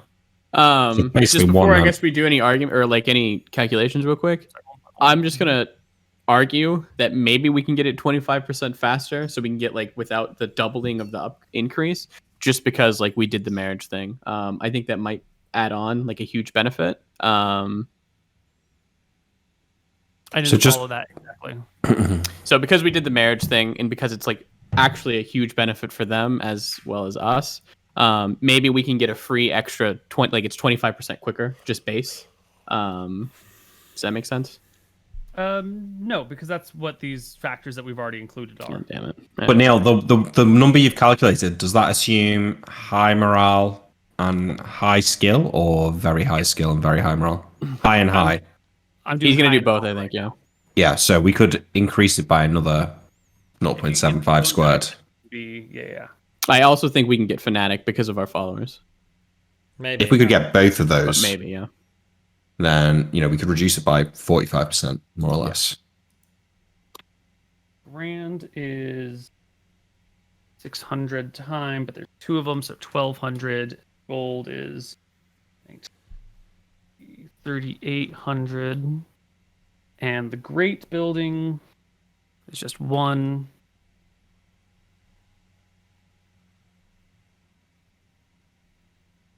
Wrong numbers over here. This is 10. Large buildings, you need two of them. So 288 and 9. I think there's 0 missing on these. Okay. 3 medium buildings. What's no, I can do it over here. 96 times 3 is 200, 288 and 9,000. 1 small stone building. 64, 2,000. 1 small round stone tower. Tower small round is 720 plus 1,200. And the walls. Oof.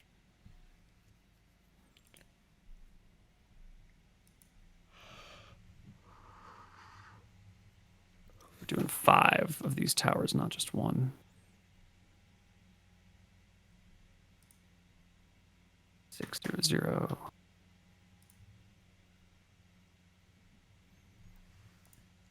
96 walls.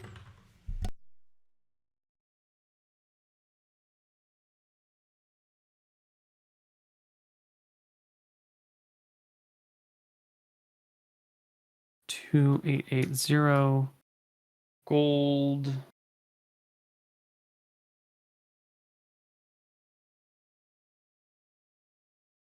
Walls are expensive. 2 small gatekeeps.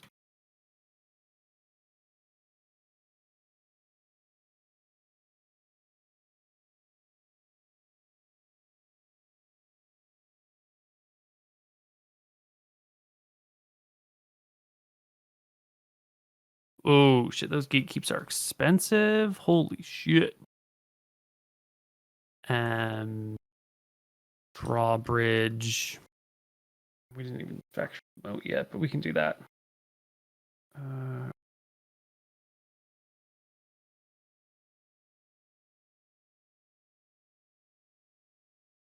40 by 550. And 1 large bridge is going to be essentially a medium stone building. And moat is going to be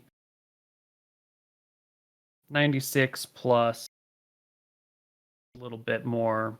We'll just round it to 100 moat factors.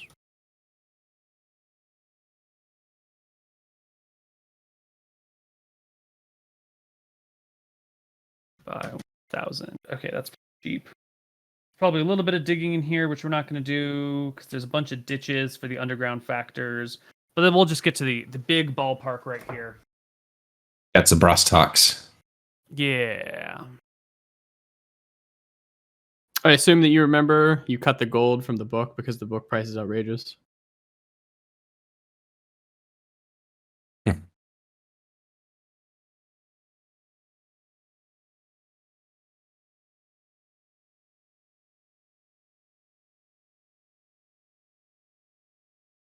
If Koibu's talking, we can't hear you. No, I'm not talking. I'm just okay, typing. okay. Yeah. He's just ignoring you. So there's just a lot of numbers in front of me. No, I'm you're trying good, you're to play effectively.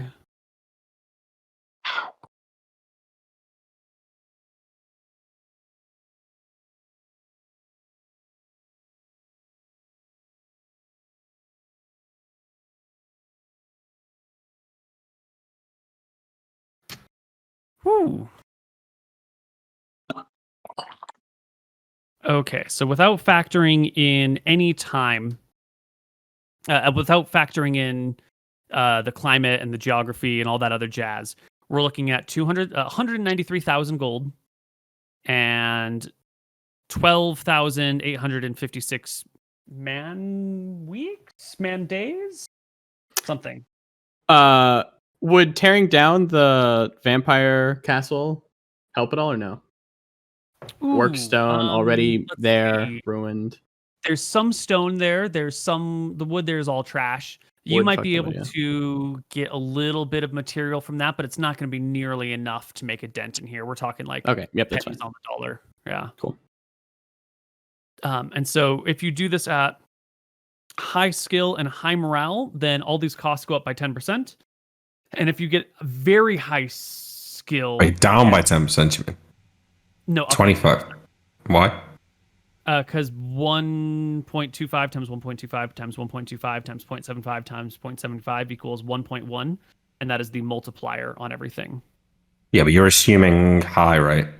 I'm assuming high. If you get very high And it goes skill and down. high morale, it goes down by 28%, 27%. 25%. I got 0.73 for that factor. Should be 0.7. Well, 0.75 times 0.75 is It'll be 0.56. for mixed hills, 1.25 for scrub forest, 1.25 for mixed resources, 0.75 for high morale, 0.5 for skill brings me to 0.732421.875. All right. Sorry, I thought you said that was 1.01 before. Oh, I did. I was wrong. Oh, okay. I lied. I misread. I can't do words. So those extra stone giants are going to bring your total cost down by like 37%. Okay. We'll get those. Since we're doing like a planning episode, I guess, can we try and sell a magic item then? Or either sell a magic item or like sell a dragon scale because we need You need cash. cash. We need a little bit of cash, yeah. Mm-hmm. And this is all to do it in a full 1 year time, of course. Yeah. Yeah, and if we wanted to do it in half a year, Mm-hmm. it'd be 800,000. Yeah. Quadruple. yeah, it'd be Quadruple. so Yeah. much, yeah. It's too much. So- Yeah. It's too much, yeah. The people of Drekis are not in a place to really be throwing around huge piles of money in order for magic stuff, right? They're in a state of war. People are in sort of a frugal resource hoarding state. Who isn't Queen's these not. days? Well, the only people who aren't in a state of war would be the people over in Solemn or on another continent where maybe the war is over, or maybe the armies of Rossi have massed huge piles of wealth with which they are willing to trade for epic magic items. But that would mean selling magic items to the armies of the goddess of death and destruction. Senegal might don't be able know. to trade. Mm. Mm-hmm. Senegal, I mean, she traded a fucking dragon a bunch of money, so. That is true.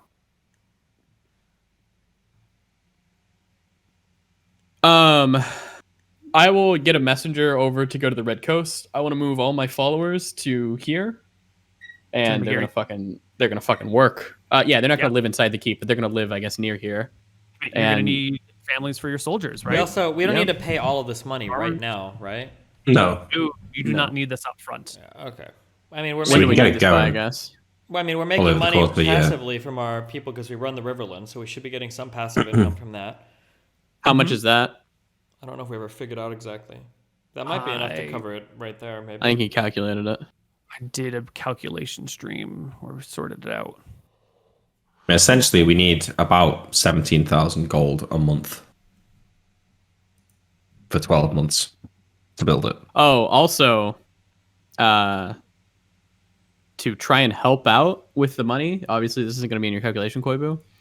I have a bunch of spells that I can cast to make shit more fertile and stuff. And I think it would actually be omega worth for me to do it. So I mean, I can cast fabricate as well to work unworked stone into stone bricks.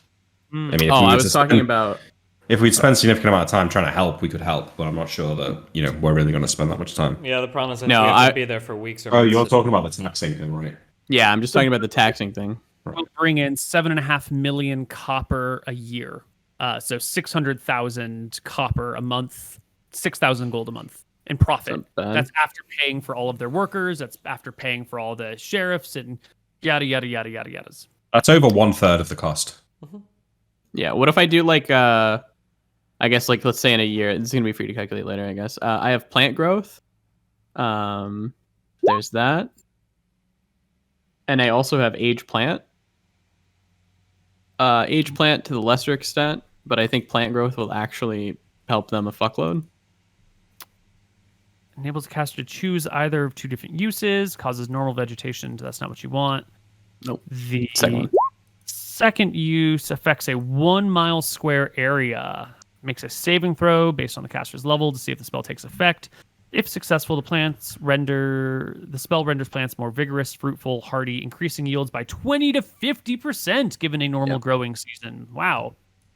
And I can cast 8 of these a day. Wow. So you could go through the Riverlands and plant growth all over the place. Yeah. I can plant growth all their farms. Which I think we would just translate to a straight 20 to 50% increase in taxes. Revenue. Yeah. If you could cover the entire Riverlands with it, then it would be a 20 to 50% increase in that. What about age plant? Would that do anything? I don't know if there's like a super expensive tree that will make a bunch of fruit, but it needs like a long time to grow. And I can just make those grow instantly to where they're going to be producing fruit and stuff. Mm-hmm. Well, avocado trees take about 10 to 20 years in order before they start producing really good fruit in high quantities. So age plant can help you with that. You get 1 tree per level. I get 9 right now, and I get 3 casting, or I get 6 castings in a day. So you could walk through the cleric of vengeance, walking through growing plants and these sorts of things. How does that sit with your deity? How cool is she with you turning away? Why the fuck would she give me these spells? Also, the way I think about it is I've already created vengeance for these people. Now I am alleviating their pains because they were fucked over all these years. So this is this is like reparations for them. Yeah. But it's also directly benefiting Anton and his efforts. It absolutely is. It's true. Okay. I will factor these considerations into final costs a little bit later. Okay, I would also say if you are going to factor in that 20 to 50%, I'd say it'd be much higher, much closer to the 50% thing, because technically the initial planting and all of that is going to be like an upfront, like static capital investment. And like if you do all the work to plant a fruit, if it grows twice as big, you don't have to do twice as much work. That's just like pure like extra. You have to. Right, but also the farmers, while they are plentiful, aren't always the greatest source of income. Right, the skilled craftsman in an area, someone who like makes metal, works with metal, can make like 100 times as much in a year as someone else. So it's just trying to like even it out a little bit, because you're right, you will get a greater than 50% return on that. Also, I'll be using some of this money for a big temple of Elthara inside the town. Anton's true goal is like to convert a good amount of these people to worshiping and believing, you know? Okay. So in this session, we've designed your castle. We haven't laid it out room by room yet. We don't necessarily need to do that. I expect some people will come up with some layouts for us, and we can do that in our spare time. We've secured another engagement for Anton. We've lost one engagement and secured another in the same breath. We've got a plan to go get some stone giants to bring down the cost of your castle. We've sorted out some of the stuff in the Riverlands, and you have avoided any sort of conflict with Kel William. We gotta roll for our officers as well. Roll what for them? Oh, right. See what level they are, yeah. Okay. Let's do it. Each one of you, give me a D100. We're just going to use the level. We're not going to use any of the other gear. I will gear them customly. Yes. Big. 80. That is a 6th level fighter for Anton. Nice. So I got 67. That's a 6th level fighter for you as well. Yeah. 6th level fighters across the board. Excellent. Nice. Easy peasy. Can you pull names off the sheet if there are extra names? Absolutely. Nick, Mm. your captain, your leader's name is the lowly man known as Neil. You can boss him around as much as you like. Amazing. Sure Amazing. Best. He's a bit slow in the head, but I like him. Tell me more. Yeah, I need to get to know him a bit first. You know? All right. Anton, your captain is Brengang. No, I'm gonna. Ah, You yeah. know what? No, That's yeah, I'll right. take it. Brain gang. All right, it's brain gang. That's good. Is that what it's supposed to be? Is this Yeah. a Yeah, inside- it's supposed to be brain gang. Yeah. It's good. Unbelievable. I figure you guys know what this is more than I do. Yeah, I know what that is. Some sort of meme. And Tyrael, we don't have a third person name. Name's so Vosh. Vash. Vosh. No, I'm just checking. I don't call him that. Vosh. I like Vash from Vash. Trigun. Vash. No. Your There we guys' go. Can we roll their stats as well? Yeah, 46 for physical stats, 3d6 for mental stats. We're going down the line, or Sorry, take it back. 46. You can rearrange. I'll let you guys design your own NPCs. how many do we need to roll? They definitely, they're fighters though, right? Yeah, they're fighters. Fighters. They're all fighters. Yeah, they get 7 stats. Go first, Nick. 4061. Once upon a time, somebody showed me how to put in a command and it would just give you like the 7 stats. It's more fun to roll roll. them Do all. bracket 40 60 61 bracket and then just 2 3 4 5 6 7. Do this and you can get your stats like that.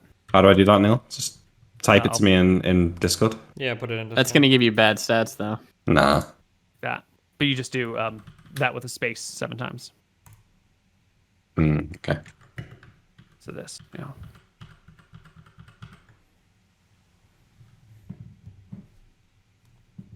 Yeah, I told you it's gonna give you shitty stats, dude. Right, it's pretty good. 16. Those are pretty good. Yeah, you don't need the /R. Oh, he had a 17. Okay. Oh my. No, I don't need that. Holy shit! Ooh, nice. Oh, Stats, that's giving man. bad stats. Yeah, It does, bad I knew stats. it. Can you give me a character sheet? I just want to throw it on there. Yeah, absolutely. Thank you. I know who Steve's re-rolling as if he fucking dies. Jesus. Yeah, that's pretty good. So, I need to write this down. I'm just going to send it to you, Neil, so I know how to find it, okay? Okay. And these guys are our guard captains. Yeah. Yeah, these are your 3 leaders. You can probably might want to call them something higher than captain. I think colonel's next in line in our simplified military ranks. Do these guys just sit at our keep basically, right? They're in They charge of the fighters, yeah. Okay. We go lieutenant, captain, major, colonel, general. So these guys would probably be closer to majors. Well, actually, they're technically closer to captains. Captains generally run a group of 100 soldiers at a time. Majors generally run about 400 soldiers or a regiment. So captain does maintain the right rank. I guess we Captain can Neil. call your other captain of the guards. They really should have been lieutenants, but it's fine. And then how do Lieutenant, I you mean? spell your guy's name? MrMouton? How would you like that? I'll put it in there. I'll put it in there. Right. Mr. Mouton. There you go. You've all been assigned characters. Thank you. And Nick, you wanted that spy spell book. Oh, yeah. I will assign it to you right now. Amazing. There you go. Please share with the class because I found that. Yeah. Neil, you can share it with me if you want. Just giving a little look here. I'm seeing one spell that's pretty good. What are we? Non-detection, which would protect us from scrying. Other than that, somehow they've got Dispel Magic as a second level spell. I don't know how that's happened. That is weird. That should not. There's one good spell, non-detection. That's the only one. It's pretty good though. Base. Watery double, actually, it's pretty cool. the hell did they get detect magic as a? Let's go 9 int 7 charisma. My guy's an asshole, just like the Brain Gang. Oh wait, actually that's bad. Never mind. He's gonna be leading soldiers. He needs to be 14 charisma. Well, that's something I want to do right before we end, Neil. You can respond to it next time, but only right before we end. Oh, okay. Don't respond to it now, is what you're telling me. Yeah, I'm gonna. It's gonna be the last thing I say, and then we can end, and then you can talk. We can follow up on it next time. Okay. Okay. So only when at the end of the episode, you know, when everything else is done, I'll do this thing. Okay. Is that now? We're just about there. Is there? I think next session you guys are gonna go do dragons in Solemn. right? Yep. Yeah. And also look for those stone giants in Solemn. Yeah. In the Steamwall Mountains. Oh, also, Neil, we were going to get an idea of what spells Scoria could cast from the Speak with Dead. Oh, true. Oh. If you've not got that yet, don't rush it because that's important. I won't rush it. Yeah. That's an important thing. It's not time sensitive. We'll get that. Sorry. Did you guys want to do any more Speak with Dead or one time pool? Anybody have any good ideas or no? I mean, you could time pool. No, it's insane. It's fucked up. I can't think of anything. I think this is a good stopping point. Okay. I think we've done everything we need to do, and we can come back next week at our regular time. Maybe. While the party goes off. Maybe. There's some weird stuff going on next Thursday on the 30th, so we might do it a day before or after. I don't know. We'll see. Because it's getting close to my time to fly back to the US. So, yeah. Cool. Okay. Well, enjoy the full moon tonight, everybody. And Wait, let me do my thing. Okay. I cast Sending to Senegal. Can I do that? Does that work? I try it. Senegal, the mage. Let me read the sending spell. When did you pick up sending? I think when I leveled up to 9. Okay. Can contact a single creature with whom he is familiar and whose name and appearance are known. You are not familiar. You do not have their appearance. You do have their name. Wait, he does have their parents. We time pulled them. her. Yeah, but Multiple she was times. wearing that veil. Remember? Appearance does appearance mean their face, or does it just mean how they look? Okay, Yeah, so it won't look, work. you know, yeah. I think she is.